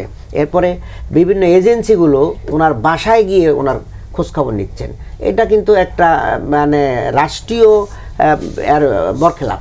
কারণ জামাতের পক্ষ থেকে আনুষ্ঠানিক অভিযোগ জানানো হচ্ছে, একটা প্রধান ব্যক্তিত্ব, উনি তো কেন খোঁজ নিব, মানে ওখানে তার আরো আছে না। আপনি মনে করেন যে একটা অঞ্চলে প্রধান ডিএমপি কমিশনার জায়গা দেখবেন না, ওনার ওখানে ডিসি আছে, ওখানে এডিসি আছে, এসি আছে, ওসি আছে, এরকম পর্যায়ক্রমে তার স্তর বিন্যাস আছে। তাদেরকে হুকুম করলেই তো হয় যে ওনার খোঁজখবরগুলো ঠিক মতো আছে কিনা রিপোর্ট করেন এগুলো। কিন্তু দেখা যাচ্ছে দলীয় প্রধান যা, একটা সংস্থার প্রধান ব্যক্তি যা তার খোঁজখবর নিচ্ছেন। এইভাবে বেশ কিছু কার্যক্রম যেগুলো ইসি সঠিকভাবে করা উচিত ছিল সেগুলো করছেন না। এতে মনে হয় যে একটা দলের দিকে ঝুঁকে পড়তেছেন কিনা। এরপরে এই সিসি ক্যামেরার ব্যাপারে কিন্তু সবার পক্ষ থেকে দাবি, সিসি ক্যামেরার জন্য কি লাগে বলেন? একটা সিসি ক্যামেরা মানে একটা ভোট কেন্দ্র, সেখানে মনে করেন 10-15টা ক্যামেরা থাকলে ওটা মোটামুটি 4-8টা যদি বুথ হয় তাহলে 8টা ক্যামেরা, গেটে একটা, এরকম 8-10টা ক্যামেরা হলে একটা কেন্দ্র পাহারা ঠিক হয়ে যায়। এটার জন্য আহামরি খুব বেশি কিছু লাগে না। কিন্তু ইসি বলতেছেন যে লোকালি করবেন। লোকালি কে করবে? লোকালি তাহলে ডিসিকে দায়িত্ব দেন, ডিসির বাজেট আছে বা কি হচ্ছে এগুলো দিয়ে মনে হচ্ছে যে এই ইলেকশনটাকে ওনারা কোন দিকে নিয়ে যাবে। আপনাদের আমির বলছেন যে ইলেকশন ইঞ্জিনিয়ারিং বরদাস্ত করব না, ইঞ্জিনিয়ারিং এর কোনো শঙ্কার জায়গা দেখছেন কিনা ইলেকশন? এগুলোই তো শঙ্কার দিকে নিয়ে যাচ্ছে আস্তে আস্তে, কেমন এগুলো নিয়ে যাচ্ছে। তো সেইটা সবাইকে খোঁজ রাখতে হবে। একজন ভোটার, আমি তো ভোট ক্যাম্পে গিয়েছি, অনেক মানে বয়স্ক ভদ্র জ্ঞানীগুণী ব্যক্তিরা বলছেন ভোটের পরিবেশ নাহলে ভোট দিতেই যাবো না।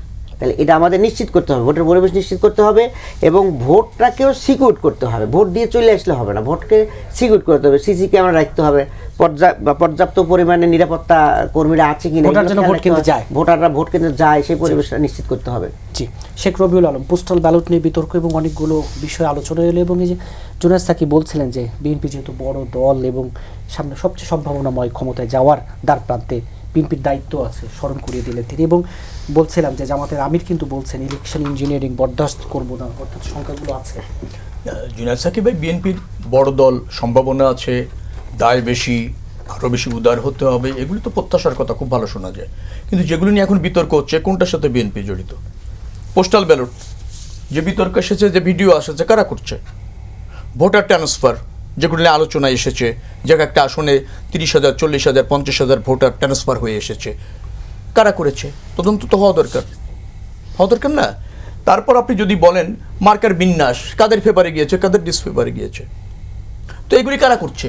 আর দায়িত্ব চাচ্ছেন বিএনপির কাছে, দায় চাপাচ্ছেন বিএনপির উপর, করছে অন্য রাজনৈতিক দল, অভিযোগ তাদের বিরুদ্ধে, অনুকূল্য যাচ্ছে তাদের, আর আপনি বলছেন যে বিএনপিকে দায়িত্বশীল হওয়া উচিত।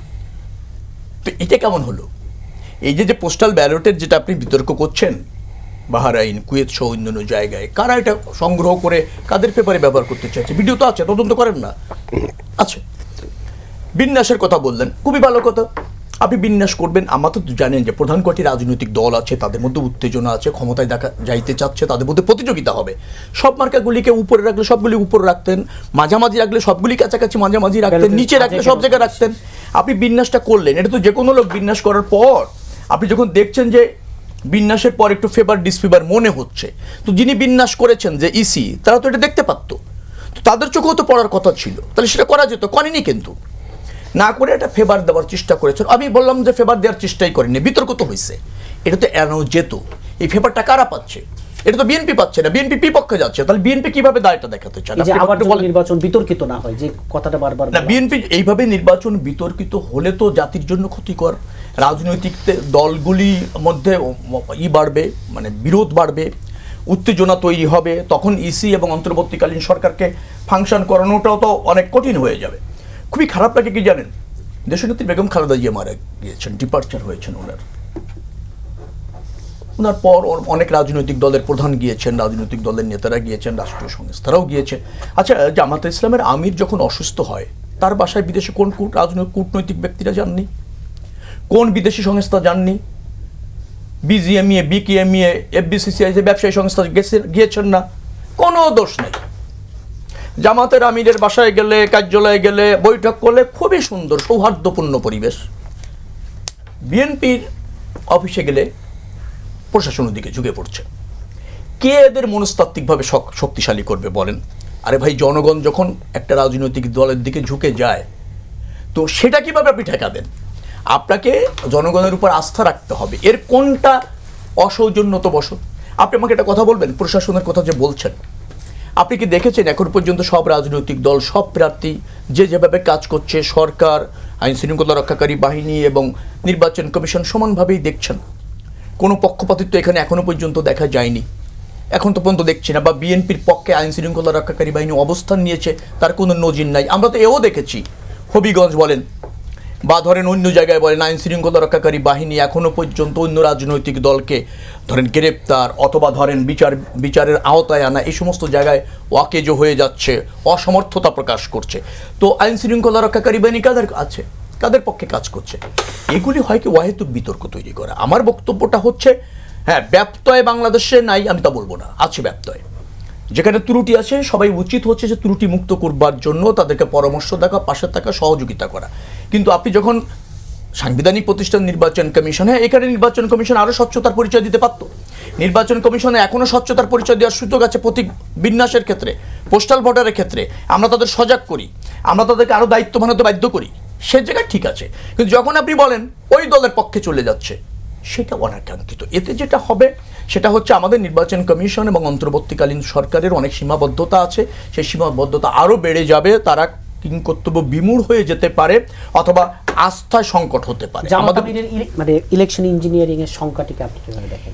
এইটা উনি, আমার কাছে যেটা মনে হয়েছে যে উনি পরাজয়ে অথবা ধরেন তার আগে একটা ক্ষেত্র তৈরি করে বা অভিযোগ তৈরি করে রাখার একটা অপকৌশল আমাদের দেশের রাজনীতিতে আছে। উনি একা করেছেন আমি তা বলবো না, এটা আমাদের রাজনীতির হয়েছে, আপনার দীর্ঘদিনের একটা প্র্যাকটিস হয়েছে। সেই জায়গার থেকে ইঞ্জিনিয়ারিংয়ের আশঙ্কা করা অথবা ধরেন এ বলে অন্য সংস্থাকে আরও সতর্ক রাখা, হ্যাঁ, এই রকমের একটা কৌশল। এই কৌশলগুলো পুরানো, আমি বলতে, যে দলই করুক না কেন, আমরা যদি নতুন বাংলাদেশ চাই, নতুন করে সাংবিধানিক প্রতিষ্ঠান, অন্তর্বর্তীকালীন সরকার এবং আইন শৃঙ্খলা রক্ষাকারী বাহিনীকে নিরপেক্ষভাবে ফাংশন করতে চাই, তাহলে আমাদের ওই জায়গা থেকে বেরিয়ে আসতে হবে। বেরিয়ে এসে ইতিবাচক সমালোচনা করতে হবে, ইতিবাচক পথ দেখাতে হবে। মানে আপনি এভাবে যদি খালি দায় দিতে থাকেন, আমার তা মনে হয় যে তারা এই সংকট থেকে উত্তরণের ক্ষেত্রে সহায়ক না হয়ে কোনো প্রতিবন্ধকতা সৃষ্টি করে। জি স্যার, তুষার, 11 দলীয় জোটের যে সবশেষ আসন সমঝোতার সমীকরণ দাঁড়ালো এবং এনসিপি 30টি আসন পেল। ইসলামী আন্দোলন তো আজকে সংবাদ সম্মেলনে আনুষ্ঠানিকভাবে ছিল না, রাজনীতির মাঠে গুঞ্জন আছে তারা দিন শেষে, যদিও শুক্রবার তারা আনুষ্ঠানিকভাবে তাদের অবস্থান ব্যাখ্যা করবে, এই গুঞ্জন আছে দিন শেষে তারা এই জোটে থাকবে কিনা। এই জোটের সমীকরণ শেষে মানে কি দাঁড়ালো এবং এনসিপির যে 30টি আসন আসলে এনসিপি সন্তুষ্ট কিনা? ইসলামী আন্দোলনের জন্য তো 50টার মতো আসন যতটুকু আমি দেখলাম ফাঁকা রাখা হয়েছে এবং তারা আজকে সংবাদ সম্মেলনে আসেন 47টি আসন, 253টি। ওকে, হ্যাঁ 47টা। তারা আজকে সংবাদ সম্মেলনে আসেন নাই, কালকে আলাদা সংবাদ সম্মেলন করবেন। আমার দৃঢ় বিশ্বাস যে তারা মানে শেষ পর্যন্ত জোটের স্বার্থে, বৃহত্তর স্বার্থে এটার সাথে থাকবেন। এবং মানে হয় কি যে প্রত্যেকটা দলের, এই জোটের প্রত্যেকটা দলের তো তারা গত 1.5 বছর ধরে ওই সংশ্লিষ্ট আসনগুলোতে কাজ করেছে, প্রত্যেকটারই দলেরই সংগঠন ওখানে গুছানো এবং আলাদা আলাদা নির্বাচনের প্রস্তুতিও মোটামুটি সবারই আছে। ফলে এই আসন সমন্বয় এটা একটা খুব চ্যালেঞ্জিং ব্যাপার, সবাইকেই কিছু ছাড় দিতে হচ্ছে এবং সবারই বেশ চাওয়া পাওয়া আছে। তো সেইখান থেকে কিছু চ্যালেঞ্জ হয়তো তৈরি হয়, কিন্তু আমার ধারণা যে সবাই বৃহত্তর স্বার্থটা বুঝতে পারবে এবং শেষ পর্যন্ত মানে জোটের সাথেই থাকবে এবং এটাই তাদের জন্য সব দিক থেকে আমার কাছে মনে হয় যে এটাই তাদের জন্য ভালো সিদ্ধান্ত হবে। জোটের যে সবশেষ সমীকরণ দাঁড়ালো কতটা মানে আপনারা আশাবাদী? আমরা তো 44টা আসনে ড্রপ করেছিলাম, 44টা আসনে এনসিপি মনোনয়ন ড্রপ করেছিল এবং সেখানে আমরা বলেছি ন্যূনতম 30 থেকে 40টার মতো আসন হয়তো আমরা সেখানে ইয়ে করবো এবং সেখানে সব দিক মিলিয়ে আমাদেরকেও কিছু 30টিতে ছাড় দিতে হয়েছে এবং আমাদেরও সব যেখানে যেখানে ভালো সাংগঠনিক কার্যক্রম আছে কিংবা জনবান্ধব কার্যক্রম আছে ওইরকম 30টা আসন আমরা বেছে নিয়েছি এবং সেটা সব পক্ষের সাথে আলোচনা করেই হয়েছে। ভোটের মাঠে জামাতের সাথে যেদিন থেকে আপনারা জোটবদ্ধ হলেন বা ঘোষণা এলো, এরপর থেকে আপনাদেরকে নিয়ে এক ধরনের সমালোচনা জায়গা ছিল, রাজনীতির মাঠে কি কিছুটা এটা কমেছে? সমালোচনা থাকবে, কারণ এটা তো মানে এনসিপির জন্য একটা আমি বলবো যে বেশ গুরুত্বপূর্ণ সিদ্ধান্ত, কারণ এনসিপির মধ্যে এটা নিয়ে মিশ্র প্রতিক্রিয়া আছে। কিন্তু নির্বাচনের এই সময়টা এনসিপিকে দল হিসেবে নির্বাচনে যেতে হবে। একক নির্বাচনে যে বার্ডেনটা এনসিপির উপর চাপানো হয়েছে, এটা আমি মনে করি যে একটা ফাঁদ ছিল এনসিপির জন্য, যে আপনারা সবাই জোট করবে, সবাই সমঝোতা করবে, কিন্তু এনসিপি একক নির্বাচন করবে, ঠিক আছে, এটা একটা। এবং আপনি আমার কাছে সামনে বলবেন যে আপনারা তো নতুন বন্দোবস্ত, তো ভাই নতুন বন্দোবস্তের কথা আমরা বলেছি, কিন্তু নতুন বন্দোবস্ত কেউ একা করতে পারবে না, সবাই আগের মতো থাকবে, কিন্তু এনসিপি নতুন বন্দোবস্ত করবে। আমার আসনে আমি দেখব যে দুটো বড় দল বিএনপি এবং জামায়াত ইসলাম নিজেদেরকে পরিচিত করানোর জন্য, তারা অলরেডি পরিচিত এবং শক্তিশালী সংগঠন আছে, তবু তারা ব্যানার, ফেস্টুন, পোস্টার সমস্ত কিছু করছে। কিন্তু আমি যখন এটা করতে গেলাম সেম জিনিস, তো কারণ আমি নতুন প্রার্থী, আমাকে নিজেকে পরিচয় করাতে হবে, তখন আমাকে জিজ্ঞেস করা হলো আপনি নতুন প্রার্থী, আপনি আগের স্টাইলে কেন যাচ্ছেন? তো এইগুলো কিন্তু আমাদের জন্য একটা মানে আমি বলবো যে অহেতুক চাপ তৈরি করা, যে নতুন বন্দোবস্তের নামে আমাদেরকে মানে নখদন্তহীন করার একটা চেষ্টা। নতুন বন্দোবস্তের সাথে এই কার্যক্রমগুলো পুরনো সমস্ত কিছু আমরা বাদ দিতে পারবো না। বাংলাদেশের নির্বাচনী সংস্কৃতিতে ভোটাররাও কতগুলো জিনিস দেখতে চায়, যাকে তারা ভোট দেবে তার সাংগঠনিক শক্তি, তাকে ভোট দিলে আসলে সেই ভোটটা পৌঁছবে কিনা, অনেকগুলো ব্যাপার আছে। পুরো জিনিসটাই আপনার পুরো প্রসেসটাই, এটা তো সবটা তো আর এনসিপি নিয়ন্ত্রণ করে নাই, গত 1.5 বছরে পুরো জিনিসটাই এখন দ্বিদলীয় ব্যাপারে নিয়ে গেছে। এখন আপনি আমাকে বলতেছেন যে যখন পুরো ইলেকশনটা হয়ে যাবে ধানের শীষ আর জামায়াত ইসলাম মানে বিএনপি এবং জামায়াত ইসলাম, তখন আপনি আমাকে বলতেছেন যে তৃতীয় শক্তি হিসেবে তুমি থাকো, মানে হচ্ছে একক নির্বাচন করো, এবং তার মধ্য দিয়ে যখন নির্বাচনের যে পেশি শক্তি এবং অর্থশক্তির একটা ঝনঝনানি আমরা দেখব, তখন যখন এনসিপি প্রত্যাশিত ফল করবে না, তখন আবার বলবে যে দেখছেন আমরা বলছি না যে এদেরকে আসলে মানুষের চায় না। ফলে পুরো জিনিসটাই হচ্ছে একটা ন্যারেটিভের খেলা। এনসিপি একটা সাহসী সিদ্ধান্ত নিয়েছে, এটা নিয়ে বিতর্ক আছে, কিন্তু তবু আমি মনে করি যে নির্বাচনী বৈতরণী তাকে পার হতে হবে এবং সংস্কার প্রশ্ন একটা মিনিমাম ঐক্যমত দরকার, কারণ সংস্কার নিয়ে নানা জায়গায় নায়ের ক্যাম্পেইন চলতেছে এবং সংস্কারের অনেকগুলো জিনিস আবার কেউ কেউ বলতেছে যে তারা গণভোটের চেয়েও পরবর্তী পার্লামেন্টকে গুরুত্বপূর্ণ করে তোলার একটা চেষ্টা আমরা অনেকের মধ্যে দেখতে পাই। সব কিছু মিলিয়ে এই সংস্কারটাকে সেফগার্ড করাটাও এবং বিভিন্ন মতাদর্শের দলকে নিয়ে রাষ্ট্র প্রশ্নে এক জায়গায় থাকাটাও একটা মানে এক্সাম্পল, এবং সেটা এনসিপি সাহসের সাথে নতুন দল হিসেবে বেশ সাহসের পরিচয় দিয়েছে, যে কারণে এই জোটের এই সমীকরণে যাওয়া। রাইট। জি, ডক্টর মোহাম্মদ হেলাল উদ্দিন, এই যে আপনাদের জোটের যে সমীকরণটা দাঁড়ালো, এই যে এনসিপি 30 এবং জামাত তো 179টা আসন রাখলো, ইসলামী আন্দোলনের সাথে সবশেষ কি বোঝাপড়া হচ্ছে কিনা? এবং ইসলামী আন্দোলনের একটি মন্তব্য আছে এরকম যে জামাত আসলে জাতীয় পার্টির মতো বিরোধী দল হতে চাচ্ছে, একটু জবাব চাই। জি, আমি একটু বলি, তার আগে একটু রবিউল ভাইয়ের দুই একটা কথা না বললে হচ্ছে না। এই যে ভোটার ট্রান্সফারের কথা যেটা আসলো আর কি, এটা তো ভোটার ট্রান্সফার তো কোনো সিভিল পারসন করতে পারে না, এটা তো ইলেকশন কমিশনের যারা নির্ধারিত লোকজন আছেন, নির্বাচনী কর্মকর্তারা আছেন, তারাই করেছেন। এবং আদৌ কত ভোটার ট্রান্সফার হয়েছে কোন আসনে আমরা কিন্তু কিছুই জানি না। তো যদি নিয়ম মেনেই কেউ করে থাকে তাহলে কেন আমরা এগুলো নিয়ে বিতর্ক করব, কেমন? আর যদি এটা না হয় তাহলে তো অবশ্যই সেটা তদন্ত ব্যাপার, যে 30,000 ভোটার এক জায়গায় চলে আসলো, এটা একটু মগের মূল্য কেমনি আসে, এত সহজ কথা তো। আর আরেকটা বিষয় হলো, তাহলে কি আমাদের অন্য কোনো জায়গার ইলেকশন নাই? সারা বাংলাদেশে তো আমরা ইলেকশন করতেছি, কেমন? এখন যে আমরা ছাড়লাম যে আসনগুলো, কোন আসনটা ছাড়বো আমরা তো জানি না। আমরা 300 আসনই কিন্তু নমিনেশন দেওয়ার জন্য আমরা লোক রেডি করে ফেলেছিলাম। তাহলে এগুলো কিন্তু আসলে অভিযোগ দেওয়ার জন্যই দেওয়া আর কি একটা। দ্বিতীয় বিষয় হলো যে এই মার্কাটা কোন জায়গায়, কাগজের কোন জায়গায় আছে না আছে, এগুলো কিন্তু একটা বিজ্ঞাপন। এটা অভিনব একটা বিজ্ঞাপনের মাধ্যমে যে আমার মার্কাটা অমুক জায়গায় আছে এটা জানায় দেওয়া আর কি। হ্যাঁ, আপনি একজন লোক যখন ভোট দিবে, আমি যদি দাঁড়িপাল্লায় ভোট দেই, আমি খুঁজে নেব দাঁড়িপাল্লাটা কোন জায়গায় আছে, মাথায় আছে না নিচে আছে, এটা কিন্তু আমার দায়িত্ব। এখন এটা কাগজের মধ্যেই যদি থাকে তো ভোটার যিনি বেছে নেবেন। এখন আমরা একটা হইচই পাখায়া ধানের শীষের একটা নতুন ধরনের একটা ক্যাম্পিং করে ফেললাম। এরপরে কিছু কথা আসছে যে আমাদের লোকজন যখন অভিযোগ দিয়েছে সেগুলো আমলে নাই, কিন্তু নির্বাচন কর্মকর্তারা যারা মাঠে আছেন, কর্মকর্তা আছেন, তারপরে যে ম্যাজিস্ট্রেটরা আছেন, ওনারা সুমোটো রুল জারি করে শোকজ করে দিচ্ছে। এবং আজকেও পেপারে আসছে দুইজনের শোকজের আসছে, নাম আসছে, একটা হলো শাহজাহান চৌধুরী সাহেব, আরেকজনের নামটা আমি খেয়াল ভুলে গেলাম, শোকজ করে দিচ্ছে অলরেডি। তো এগুলো হচ্ছে তো ইলেকশন ইঞ্জিনিয়ারিং যে আমির সাহেব বলছেন এমনি বলেন নাই, কিন্তু আমরা অভিযোগ দিচ্ছি সেগুলো আমলে নিচ্ছে না, আর যেখানে অভিযোগ ছাড়াই শোকজ হয়ে যাচ্ছে। এভাবে বেশ কিছু কাজ হচ্ছে। আজকে যেই জোটের বিষয় হলো যে আমরা আশাবাদী, এখনো একটা ইসলামী আন্দোলনের ব্যাপারেও আমরা আশাবাদী। তাদের সাথে আমাদের দীর্ঘ 8-10 মাস একসাথে কাজ করলাম, এবং তাদের যে ভূমিকা সবশেষে তারা এখনো তো আমাদের না বলে নাই, হ্যাঁ তারা বলছে তারা জানাবে। তা আমরা আশাবাদী আমাদের জোট থাকবে ইনশাল্লাহ। আর একটা বিষয় হলো যে ভাই, আমাদের দরকার নিরপেক্ষ একটা ইলেকশন। আমরা চাই নিরপেক্ষ ইলেকশনের মাধ্যমে জনগণ আমাদের যে কয়টা আসন দেয় আমরা অতি সন্তুষ্ট। জামাত জাতীয় পার্টির মতো বিরোধী দল হতে চায়, এটা আমরা এরকম আমরা কিছু হতে চাচ্ছি না। আমরা চাই যে এর চাও যদি ছোট হয় হোক, অসুবিধা কি, আমরা 5টায় যদি পাই সেটা তো আমরা সন্তুষ্ট, কিন্তু স্বচ্ছ নিরপেক্ষ ভোটটা হতে হবে। জনগণ যেন তার ভোটটা দিতে পারে, একটু দিতে দেন, তাহলে দেখি কতটা আসন আমাদের দেয়, কতটা আপনাদের দেয়, কতটা সাকিব ভাইদের দেয়, সবাই মিলেমিশেই আমরা করি, সরকার চালাই। আমি ছোট ছোট করে কয়েকটা, যেহেতু আমি ওভারঅল ডিসকাশন করতে চেয়েছিলাম, কিন্তু এখন মনে হচ্ছে একটু খুলে কথা বলতে হবে। দেখুন, বাস্তবতা অনুযায়ী একটা তো দলের যে সক্ষমতার ভারসাম্য আছে, বিএনপি বাংলাদেশে একটা বড় রাজনৈতিক দল, অতীতে অনেক ক্ষমতায় ছিল। জামাতে ইসলামের অতীত যে নির্বাচনী ফলাফল, সেটার একটা ইতিহাস মানুষের জানা আছে। প্রশ্নটা উঠেছে যখন জামাত ইসলামী ক্ষমতায় যেতে পারে, এইটা আসলে তার এই সক্ষমতা আসলে বৃদ্ধি পেয়েছে নাকি এটা তাদের আকাঙ্ক্ষা? একটা কিন্তু ধারণা তৈরি হয়েছে যে আচ্ছা, জামাত ইসলামীকে ওদের মেকানিজম করে ক্ষমতায় নিয়ে আসার একটা চেষ্টা আছে, দেশি বিদেশি নানান রকম শক্তি।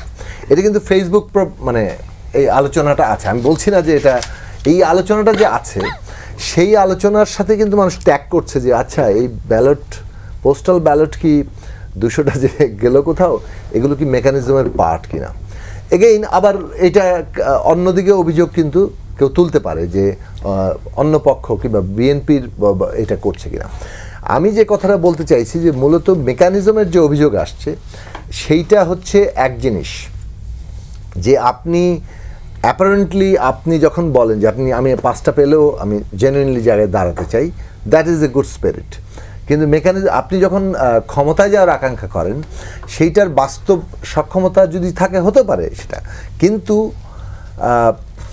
মেকানিজমের যে মানে প্রবল একটা আকাঙ্ক্ষা, পক্ষপাত এবং অনেকগুলো রাজনৈতিক অবস্থান, কিন্তু আমি ওইটাতে পরেই আসছি, এই জোট নিয়ে আমি একটা কথা বলবো, তখন ওইটার কানেকশন অনেকে তৈরি করতে চান, ফলে সেটা ভালো হবে না।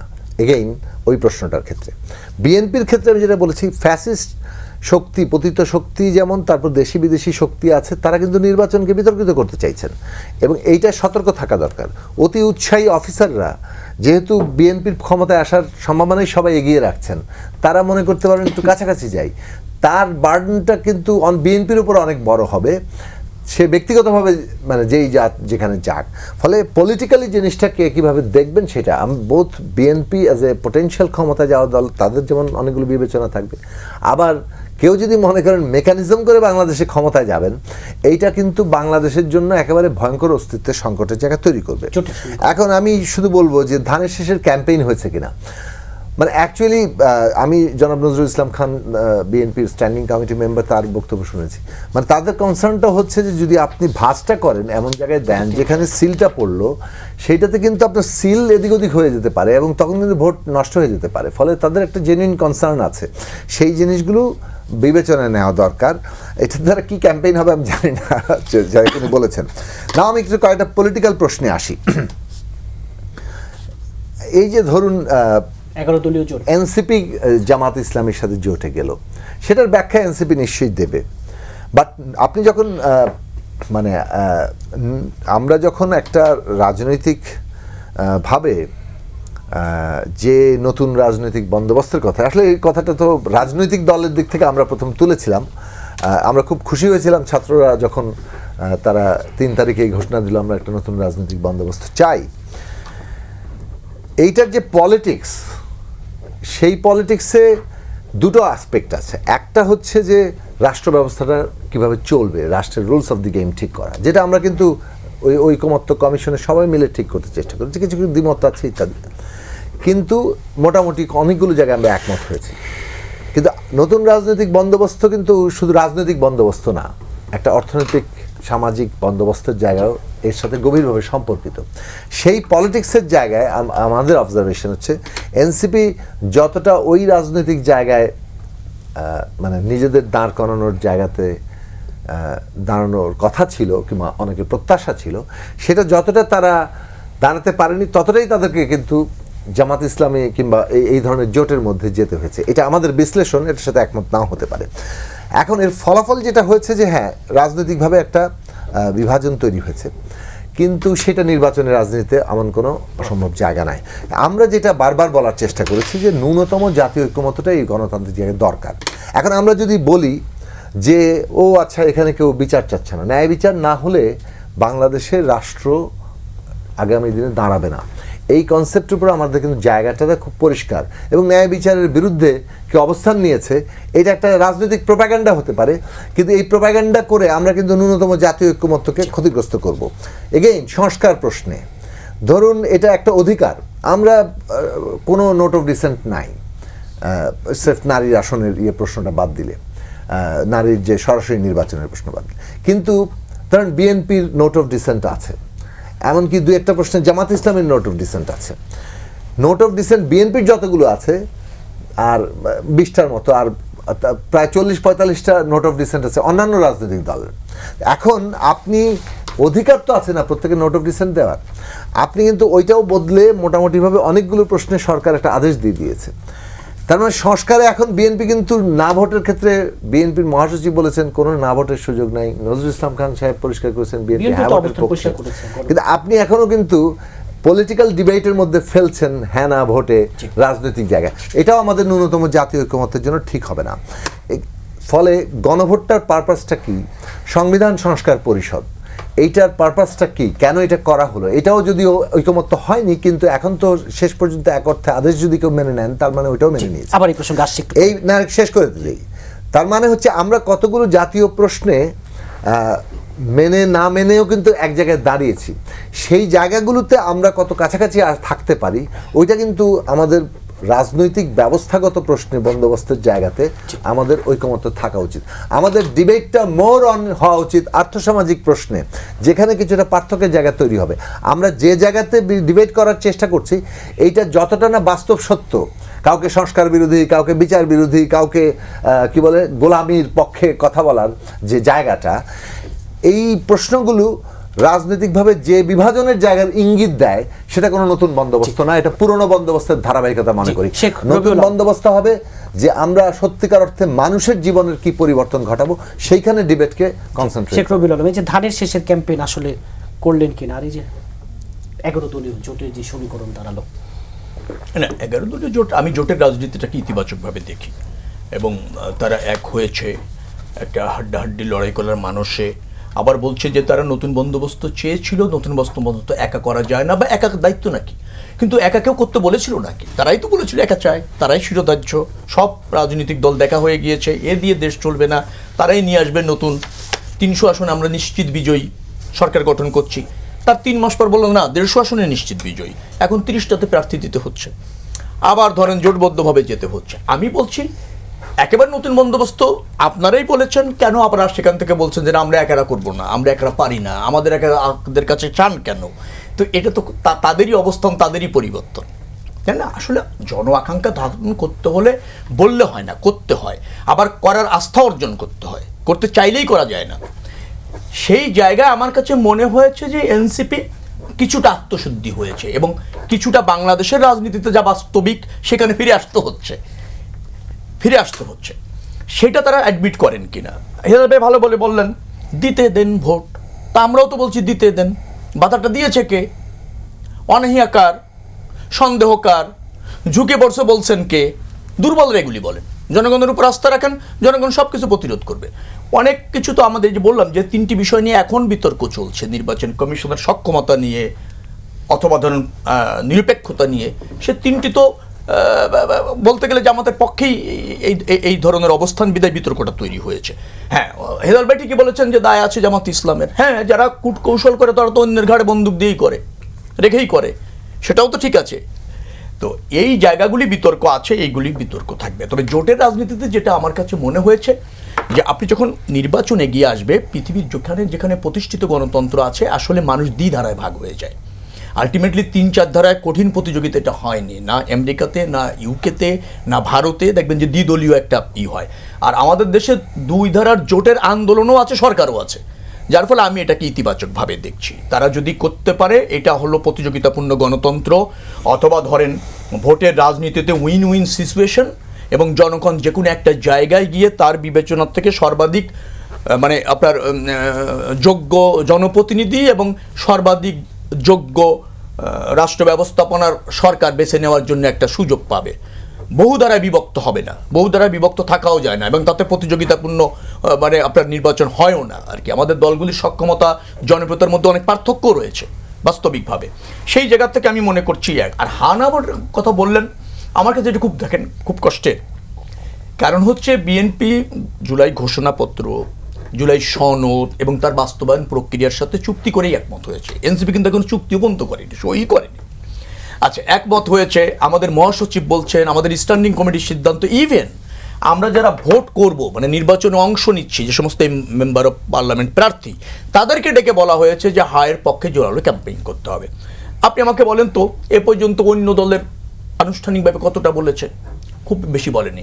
এখন এনসিপি তারা হার পক্ষে সবচেয়ে বেশি দাবিদার, কিন্তু প্রার্থী তো দিয়েছেন 30টা, তো 30 আসনে মনে করেন যে ক্যাম্পেইন ধরেন করলেন বা জোটে থেকে করলেন 270 আসন তো এখন, আর আমরা প্রায় 300 আসনের মতো জায়গায় নির্বাচন করছি। আমরা যদি হায়ের ব্যাপারে না যাই, আমরা তো পরিবর্তনটা তো চাই রে ভাই, নতুন বাংলাদেশ বিনির্মাণ চাই, সাংবিধানিক সংস্কার, প্রাতিষ্ঠানিক সংস্কার, প্রশাসনিক সংস্কার, এগুলি সামাজিক যে সমস্ত জায়গা আছে সংস্কারটা চাই।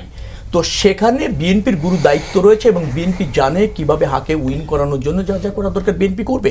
সেটা নিয়ে বিতর্ক কেন করি? বরং আমরা সবাই যাতে হায়ের পক্ষে থাকে সেভাবে উৎসাহিত করেন না। কেউ যাতে আমরা এখানে কোনো না রাখি, ত্রুটি না রাখি, কোনো সন্দেহ না রাখি, কোনো বিতর্ক তৈরি না করে, যেভাবে আমরা গণ অভ্যুত্থান করেছি সবাই এককভাবে, জুলাই সনদে আমরা যখন সবাই অঙ্গীকার করেছি, বাস্তবায়নের পক্ষে যাচ্ছি, সে ব্যাপারে আরও উৎসাহিত করেন। তাহলে কি হবে? হায়ের জন্য মঙ্গল হবে, অতীত ফ্যাসিবাদী শক্তির পতনটা স্থায়ী হবে। সেখানে কিন্তু আমরা দেখছি না। আমরা ওই যে বললাম যে আমি দায় দেওয়া ছাড়া বা দায় চাপানো ছাড়া অন্য কোনো ইতিবাচক রাজনীতি দেখছি না। বিএনপি দায়িত্বশীল রাজনৈতিক দল হিসেবে ইতিবাচক রাজনীতি করছে, হা জয়যুক্ত করানোর জন্য যে অঙ্গীকার রয়েছে তার, এবং বড় দল হিসেবে যে দায়িত্ব রয়েছে তার, তা পালনে বদ্ধপরিকর। একটি বিষয়ে চারজনই মন্তব্য শুনে অনুষ্ঠান শেষ করব। কিছু বলতে চাচ্ছেন? হ্যাঁ, বলছিলাম ছোট করে। যে ছোট করেই আপনাদের বেশ কিছু ক্যান্ডিডেট অলরেডি গণভোটের ব্যাপারে খুবই বিরূপ মন্তব্য, যেমন আমাদের ইশরাক ভাইয়েরই আমি একটা ভিডিও দেখেছি, তো সেখানে উনি কিসের গণভোট, এই গণভোট টনভোট এই চলবে না, এরকম উনি একটা ভিডিওতে আমি দেখেছি, আর কতটুকু সত্য আমি জানি না। না, সত্য নেই। এরপরে হলো আরও আমি সোশ্যাল মিডিয়ায় বেশ কিছু দেখেছি যেখানে বিএনপির ক্যাম্পিং চলছে, নির্বাচনী ভোট চাচ্ছেন, পাশাপাশি বলতেছেন যে এই গণভোট যদি হ্যাঁ হয় তাহলে এই দেশে পয়লা বৈশাখ থাকবে না, বিসমিল্লাহ থাকবে না, ইত্যাদিতে নানান ধরনের কথাবার্তা বলতে। এখন কতটুকু সত্য মিথ্যা আমরা বলতে পারবো না। না, ওটা সোশ্যাল মিডিয়ায়ও আছে, জামাতে চলে আসেন আওয়ামী লীগের নেতারা, সব দায় আমাদের, এগুলো সোশ্যাল মিডিয়া তো আছে, বাস্তবিকভাবেও আছে। social media অর্থাৎ আসলে কোন বিভ্রান্তি অঞ্চলে ছড়াচ্ছে। কোন বিচ্ছিন্নভাবে কোন একটা ইউনিয়ন পরিষদের নেতা কি বললেন এবং না, সামাজিক এটা যোগাযোগ মাধ্যমে ইসলাম যা ভাই আসলেন, এখানে, না ওটা আমি ইসলাম দেখেছি, ভাইকে ওটা জিজ্ঞাসা ওটা করেন সঠিক নয়, আমি দায়িত্ব নিয়ে বলছি। আবার ধরেন কোন সামাজিক যোগাযোগ মাধ্যমে কি আলোচনা হয়েছে সেগুলি বৃহত্তর স্বার্থে এবং এত বড় রাজনৈতিক দল যেখানে ওন করছে সেখানে এই বিতর্ক তৈরি করে আলটিমেটলি আমাদের বৃহত্তর স্বার্থকে ক্ষুণ্ণ করে, সারোয়ার তুষার, দেশে যারা নতুন বন্দোবস্তের কারিগর হতে চেয়েছিলেন তারাই পূর্ণ বন্দোবস্তের অংশ হয়ে গেছেন। তারা নতুন শক্তির কথা বলে নিজেরা ক্ষুদ্র ও উগ্র গোষ্ঠীর কাছে জিম্মি হয়ে গেছেন। এই পরিস্থিতিতে অন্তর্বর্তী সরকার নিরপেক্ষ নির্বাচন করতে পারবে কিনা তা নিয়ে সংশয় রয়েছে বলছেন সিপিডির সম্মানীয় ফেলো ডক্টর দেবপ্রিয় ভট্টাচার্য, এবং রাজনীতি মাঠে আলোচনা আছে। আচ্ছা, ওইটা বলার আগে ওই আপনার গণভোটের যেটা, আমরা যে সকল আসনে আমাদের প্রার্থী নাই, ওই সকল আসনে শুধুমাত্র গণভোটের জন্য আমরা 270 আসনে আমাদের আলাদা করে কাজ থাকবে। এটা আমি আমাদের প্রিয় রবি ভাইয়ের মানে আমলে দিলাম আর কি। আর যেটা ওনার মন্তব্য, আমরা একটু আমি ফ্র্যাঙ্কলি বলি, দেবপ্রিয় ভট্টাচার্যদের মৌলবাদ বিরোধী রাজনীতি আমরা দেখে এসেছি এবং সেটা বাংলাদেশকে কোন জায়গায় কিভাবে কতটুকু কি উপকার করেছে সেটাও আমরা জানি। ফলে আমি ওনার মতামতকে সম্মান জানাই, কিন্তু এই জোটটা হয়েছে একটা এজেন্ডা ভিত্তিক জোট এবং এখানে আপনি দেখবেন যে যে সকল ইস্যুকে সামনে আনা হবে সেখানে আপনি বুঝবেন যে তাদের আসলে মূল লক্ষ্যটা কি। এটা তার কোনো গোপন কিছু থাকবে না। আমরা ইতিমধ্যে বলেছি যে সংস্কার থাকবে মূল এজেন্ডা, এর পাশাপাশি কিছু ইশতেহার না হলেও 8-10টা পয়েন্টে আমাদের এগ্রিমেন্ট থাকবে। হ্যাঁ, এই এগ্রিমেন্টগুলোর উপরেই আপনি কেন এটা বিশ্বাস করতে পারছেন না যে একটা ইসলামপন্থী দল রাষ্ট্র প্রশ্নে তার একটা গণতান্ত্রিক অ্যাটিটিউড থাকতে পারে। এখানে আমাদের ভাবতে হবে। এবং আপনি যদি মনে করেন যে ইসলামপন্থী দলগুলোকে আপনি বক্সড রাখবেন, ওইখানে তাকে সারাক্ষণ মৌলবাদ বলবেন, ওই আবুল বারাকাত সাহেবরা তো মৌলবাদ বলে শত শত কোটি টাকা লুটপাট করে নিয়ে গেছে, এগুলো তো আমাদের দেখা। এবং সত্যিকার অর্থে যে দেবপ্রিয় ভট্টাচার্য সহ আমাদের সিভিল সোসাইটির এই অংশের মৌলবাদ বিরোধিতা বাংলাদেশকে কোনো হেল্প করে নাই, আরও উল্টো বিপদে ফেলেছে। ফলে তাদের মন্তব্যের একটা প্যাটার্ন আছে, সেটা আমরা জানি। আর বাংলাদেশে উগ্রবাদের উত্থান হলে যে কী বিপদ আছে সেটা সম্পর্কে আমরা সচেতন আছি। আমরা একটা ডেমোক্রেটিক রাজনীতির চাচ্ছি এবং সেই ডেমোক্রেটিক রাজনীতির জন্য ইসলামপন্থী, বামপন্থী, মধ্যমপন্থী, ডানপন্থী সব ধরনের দলের অংশগ্রহণ প্রয়োজন, এটা আমরা মনে করি। সেখান থেকে এনসিপি এগিয়ে যাচ্ছে এবং সেটা পূর্ণ বন্দোবস্ত কি নতুন বন্দোবস্ত কি বাংলাদেশকে নতুন কিছু দিতে পারবে কিনা এটা আসলে ইতিহাস নির্ধারণ করবে, সময় বলে দেবে। আমরা আপাতত আমাদের কাজটা এই মুহূর্তে কাজটা করতে চাইছি। জি, জুনাস সাকি, আপনি কিভাবে দেখেন এই যে? না, প্রথম বিষয় হচ্ছে যে যেমন ধরুন গণভোট নিয়ে আমরা আমাদের দল গণসংহতি আন্দোলনের পক্ষ থেকে আমরা বেশ কিছুদিন আগে থেকেই ক্যাম্পেইন শুরু করে দিয়েছি। আমরা মানে সোশ্যাল মিডিয়া ক্যাম্পেইন করছি, আমরা ব্যবহারিক ইয়েতেও ক্যাম্পেইন করছি। কারণ গণভোটের ব্যাপারটাকে আমরা প্রথমত এই যে আমাদের শহীদের মানে পুরো আন্দোলনে যে আত্মত্যাগ, সেইটার আকাঙ্ক্ষাটা তো এটাই। এত বড় আন্দোলনের পরে যে আমরা যে অর্জন করতে চাইছি, যে এতদিন ধরে আমরা সবাই একমত হয়েছি, সেটাকে বাস্তবায়ন করার জন্য জনগণের অনুমোদন, তারপর সংবিধান সংস্কার পরিষদে সেটাকে পাশ করানো যাতে স্থায়ী রূপ নেয়, সেটা অত্যন্ত গুরুত্বপূর্ণ। এটা বাংলাদেশের একদম এক্সিস্টেন্সের অস্তিত্বের সাথে যুক্ত। দ্বিতীয় বিষয় হচ্ছে যে ধরেন এই যে রাজনৈতিক বিতর্ক আসলে আমরা হয়তো 22 তারিখ থেকে আরেকটু আমরা করতে পারবো, কিন্তু আমাদের কাছে যেটা মনে হয়েছে যে আমরা 5ই আগস্টের পর থেকে বলতে পারেন যে এইটা মানে প্রতি আলোচনায় যে কোনো জায়গায় আমরা বলি যে ন্যূনতম জাতীয় ঐকমত্য এই ট্রানজিশন, এই উত্তরণের জন্য, সেটা অনেকগুলো জায়গায় আমরা দেখেছি। কিন্তু নির্বাচনী বিতর্ক সেটা হবে, কিন্তু ন্যূনতম জাতীয় ঐক্যমত্যকে যাতে খর্ব না করে। এবং যেসব প্রশ্নে ঐকমত্য আছে সেগুলোতে বিতর্ক বাড়িয়ে আমরা ঠিক কী অ্যাচিভ করতে পারবো আমি নিশ্চিত না। যার ফলে আমার মনে হয় যে ঐকমত্যের জায়গাগুলোতে জোর দরকার, কারণ ওগুলো বেশিরভাগই রুলস অফ আপনি সবসময় নতুন বন্দোবস্তের কথা বলতেন, যে যারা নতুন বন্দোবস্তের কারিগর হতে চেয়েছিল তারাই পূর্ণ বন্দোবস্তের অংশ হয়ে গেল। বা হয়ে যাচ্ছে এই যে এইটুকুর মধ্যে? এইটা কিন্তু এখন ধরেন মানে কোনটা আসলে পুরনো বন্দোবস্ত কোনটা নতুন বন্দোবস্ত, যেটা আমি বলছি যে রাজনৈতিকভাবে আমাদের আমরা যদি ফোকাসটাকে রাজনৈতিক তর্কের জায়গায়, মানে আমাদের মানুষের জীবনের যে তর্ক, রাজনৈতিক ব্যবস্থাপনা নিয়ে আমরা কিন্তু তর্ক করেছি 1 বছর ধরে, ওইটাও কিন্তু পার্ট অফ দি ছিল এবং সেখানে আমরা একমত হয়েছি। এখনও কিছু বিষয় আছে যে বিষয়টাতে যারা নোট অফ ডিসেন্ট দিয়েছিল তাদেরটাকে প্রায় বলা চলে কিছুটা উপেক্ষা করেই সরকার আদেশ দিয়ে দিয়েছে এবং তারা সেটা এখন পর্যন্ত মেনে নিয়েছেন। হ্যাঁ, পোস্ট ইলেকশনে কি যাবেন, যেমন আমি এই আলোচনা শুনি যে আসলে বিএনপিকে আপার হাউসে পিআর মানে রাখবে, সেই প্রশ্নে কিন্তু বিএনপির প্রস্তুতি আছে এবং বিএনপির ইন্টারনাল আলোচনার মধ্যে এটা প্রায় দেখা যাচ্ছে যে না, যদি এটা যাতে যায় তো তাহলে তো আমাদের ভোট ভিত্তিক আবার পিআরে থাকতে হবে এবং সেই সব বিষয় নিয়ে তারা কথাবার্তার মধ্যে তাদের আছে, জায়গাটা আছে। ফলে আমাদের বিবেচনার জায়গা হচ্ছে যে ওকে, তখন যে অনেকে তর্ক করতে পারবেন, জনগণের গণভোট যদি এটার মধ্যে পক্ষে থাকে তাহলে তারা বিএনপি কোনটাকে প্রাধান্য দিবে, সেই প্রসঙ্গ নিশ্চয়ই আছে। কিন্তু সাধারণভাবে যে ঐকমত্য, যখন বিএনপি ডিসিশন ঘোষণা করে যে আমি হ্যাঁ ভোটের পক্ষে অবস্থান নিচ্ছি, তাহলে পুরো জিনিসটাতে আমরা সবাই মিলে যে কথাটা উনিও বললেন যে আমরা হ্যাঁ ভোটটাকে বিজয়ী করার জন্য যে আমাদের ঐকমত্য আছে সেইটা আমরা দাঁড় করাই। আবার আমাদের মধ্যে অনেক পার্থক্য আছে, পার্থক্যের জায়গাতে যেমন ধরেন বিএনপির সাথে আমাদের পার্থক্য আছে, কিন্তু বিএনপির সাথে আমাদের অনেকগুলো প্রশ্ন ঐকমত্য হয়েছে বলে তো আমরা আসন সমঝোতা করছি, কিংবা এই জায়গাতে এই পুনর্গঠনে তাদের সাথে যুগপথ ধারা এখনও আমরা আছি।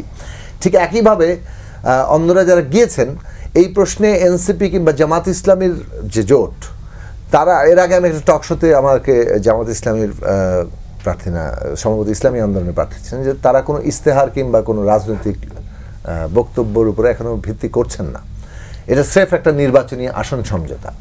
তো একটা স্রেফ নির্বাচনী আসন সমঝোতা একটা জোট কীভাবে করে? যেমন ধরেন আমরা কিন্তু 31 দফার ভিত্তিতে যুগপৎ আন্দোলন করেছি এবং এখনও পর্যন্ত সেটা ভিত্তি আছে। 31 দফার শাসনতান্ত্রিক অংশগুলো ইয়াতে গেছে, কি বলে ওই যে জুলাই সনদে, কিন্তু 31 দফার কিন্তু অনেক আর্থ সামাজিক ভূ রাজনৈতিক বহু প্রশ্ন আছে। সেই প্রশ্নগুলোতে সেটার কনটেক্সটের ধারাবাহিকতা আমরা বজায় রাখছি। 11 দলীয় যে জোটটা হয়েছে, এটা কি স্রেফ নির্বাচনী আসন সমঝোতা? তাহলে তো এটা পুরোপুরি সুবিধার উপর ভিত্তি করে হলো। What is there political program? সেই পলিটিক্যাল প্রোগ্রামে না, সারওয়ার সাথে একটা লাস্ট কমেন্ট করি, সেই পলিটিক্যাল প্রোগ্রামে যে জায়গাটাতে আপনি বললেন জামাত ইসলামী, হ্যাঁ জামাত ইসলামী, ইসলামী আন্দোলন, খেলাফত মজলিস দলগুলোর যে গণতান্ত্রিক রাষ্ট্র নিয়ে ব্যবস্থা নিয়ে তাদের যে পজিশন আর এনসিপির পজিশন, সেইখানে আসলে কোথায় কোনো প্রোগ্রামেটিক জায়গা দাঁড়াচ্ছে কিনা সেটা কিন্তু খুব গুরুত্বপূর্ণ। মানুষ দেখতে চাইবে, কারণ জামাত সহ দলগুলোর যে ম্যানিফেস্টো আর তার পলিটিক্যাল প্রোগ্রাম, সেটার মধ্যে মানুষ তো বিবেচনা করবে না। ম্যানিফেস্টো কিন্তু গণতান্ত্রিক ব্যবস্থার সাথে একেবারে সুবিধার জন্যই সাংঘর্ষিক অবস্থান আছে। ধন্যবাদ জুনায়েদ সাকি ভাই, অনেক সুন্দর ব্যাখ্যা দিয়েছেন। তো দেখেন, আমাদের ম্যানিফেস্টো রেডি হচ্ছে, ইস্তেহার রেডি হচ্ছে, দলগত ইস্তেহার, দেখি তো জনগণ ভোট দিবে কি দিবে সিদ্ধান্ত নিবে। এখন দেখেন, আমাদের ন্যূনতম যে কথাগুলো আমাদের আমির সাহেব বলেছেন, যে নতুন বন্দোবস্ত বলতে আমরা কি বুঝতে চাচ্ছি, নতুন মানে কি নতুন খালি বললে হবে নাকি? এখানে আমাদের দেশের মধ্যে যে জিনিসগুলো অহরহ হয়ে আসতেছিল, যেমন দুর্নীতির থেকে বেরই হতে পারছিল না আমাদের মানে নেতৃবৃন্দ থেকে শুরু করে আমাদের সিভিল সোসাইটি, সব জায়গায় দুর্নীতি। আমরা বলেছি যে এই অন্ততপক্ষে কয়েকটা জিনিস আমাদেরকে একমত হতে হবে, নিজেরা দুর্নীতি করবো না, দুর্নীতিবাজ কাউকে আমরা আশ্রয় প্রশ্রয় রাখবো না। আমাদের যে জুলাই সনদের যে সংস্কারগুলো যেখানে বলা হয়েছে, এই সংস্কার কার্যক্রমকে বাধা সৃষ্টি করতে পারবেন না, এই সংস্কারকে চালু রাখতে হবে। এরকম কিছু কথাবার্তা আমাদের আছে, যেগুলোর মাধ্যমে আমরা একসাথে সমঝোতা করেছি আর কি। মানে এটা শুধু সুবিধার জন্য নয়, আমরা তো বলেছি যে ভাই রাজনীতি করব তো দেশের সেবা করব, মানুষের সেবা করব, আমি নিজে সেবা নেব না। অর্থাৎ আমাদের কিন্তু বলাই হয়ে গেছে যে আমরা এই জিনিসগুলো নেব না, আমরা ট্যাক্স ফ্রি গাড়ি নেব না, ফ্ল্যাটের জন্য দাবি করব না, আমরা কোনো টাকা হাতে নেব না, শুধু জনগণের জন্য সরকার তার সংশয় আছে আপনাদের না। তিনি একজন আপনার যেটা হচ্ছে সুনাগরিক বিজ্ঞজন, তিনি সন্দেহ প্রকাশ করতে পারেন, কিন্তু ঘটনা হচ্ছে যে নিরপেক্ষ নির্বাচন আমাদের করতেই হবে। সেই লক্ষ্যে সরকার নির্বাচন কমিশন এগোচ্ছে, রাজনৈতিক দলগুলির সহযোগিতা থাকলে নিশ্চয়ই আমরা করতে সক্ষম হব। ত্রুটি বিচ্যুতির সবচেয়ে বড় মধ্যে কতটুকু রাখা যায় সেটা তো আছেই, কিন্তু আমার কথাটা হচ্ছে যে আমরা সক্ষম হব, চেষ্টা করি, দেখা যাক কি হয়। আরেকটা কথা বলছে যে ভট্টাচার্য বলছেন, আমি কিন্তু আবার কোনো প্রতিষ্ঠিত রাজনৈতিক দলকে ঢালাওভাবে মৌলবাদী বলার বিপক্ষে সম্পূর্ণভাবে। তবে সবার সেটা বিভ্রান্তি কোথায় হয়, জামাত ইসলাম ভোটের জন্য বলছেন কোরআনের আইন বাস্তবায়ন করব, ইসলামী শাসন বাস্তবায়ন করব, আবার যখন বাইরেদের সাথে বলতে না শরিয়া আইন আমরা করবো না বাস্তবায়ন, এগুলিতে বিভ্রান্তি তৈরি করে, মনে হয় যে কোনো রাজনৈতিক সুবিধা নিতে চাইছে। এটা স্পষ্ট হওয়া উচিত। স্পষ্ট করে দেবো আমরা, স্পষ্ট করে দেবো। তারপর হচ্ছে ধরেন ওইটাও কেন্দ্র আর ইউনিয়নের মতো ব্যাপার। হ্যাঁ, আরেকটা কথা আমি বলে শেষ করি, সেটা হলো ধরেন ইশতেহার বা লক্ষ্য যদি জোটের এক না হয়, যেটা জুনায়েদ সাকিব ভাই বলছেন, আমরা যেমন 31 দফার ভিত্তিতে কাছাকাছি আসছি, আন্দোলন করেছি, জোট সরকার গঠন করলে, নির্বাচন করলে ওটা বাস্তবায়নে একমত হয়েছি। এই ভিন্নতা থাকলে যেটা হবে, জোট তখন ফাংশন করতে চাইবে না। মানে ওরা মেজরিটি পেলেন, অথবা ধরেন মেজরিটি না পেয়ে সর্ববৃহৎ একটা অংশ হলেন, তখন ঐক্যবদ্ধভাবে আগামীতে নির্বাচনের পর ফাংশন করাটা কঠিন হবে। তখন আবার বিভাজন হবে, তখন আবার রাজনৈতিক ভারসাম্য বলেন অথবা ক্ষমতার ভারসাম্য বলেন, সেখানে ব্যত্যয় ঘটবে। সেটা আবার একটা কমেন্ট করে কি একটু আপনার সাথে, মানে অ্যাজ এ নাগরিক হিসেবে আমি যদি পলিটিক্যাল পার্টনার, এখন 11 দলীয় জোটটাকে আমি কিভাবে দেখব? অর্থাৎ প্রত্যেক দলের ইশতেহার আছে, দলের ঘোষণা আছে, তার সাথে 11 দলীয় জোটের যে ঘোষণা অথবা সেখানে তাদের পলিটিক্যাল প্রোগ্রামটা কি? পলিটিক্যাল প্রোগ্রাম অবশ্যই লাগবে, নাহলে আপনার জোটটা কেন? পলিটিক্যাল প্রোগ্রাম এবং আপনার বাস্তব আদর্শিক অবস্থান এবং আপনার নিজের ইশতেহার, এই দুটো মানে আলটিমেটলি এর সাথে সঙ্গতি আছে কিনা জনগণ কিন্তু জানতে চাইবে। এবং আপনার গণতান্ত্রিক রাষ্ট্র সম্পর্কে পজিশন। আমি 10 সেকেন্ড এই বিষয়ে বলি যে as far as I am concern, প্রত্যেকটা দলের নিজস্ব ইশতেহারের বাইরেও এই 11 দলীয় জোটের একটা মানে বেয়ার মিনিমাম একটা ইয়ে থাকবে, যে 8-10টা পয়েন্ট বা 15 পয়েন্ট থাকবে, কিন্তু এখনো নাই, কিন্তু এখনো নাই। নতুন জোট আপনারা তো 2022 সাল থেকে পার্থক্য আছে কিন্তু আপনাদের। ধন্যবাদ।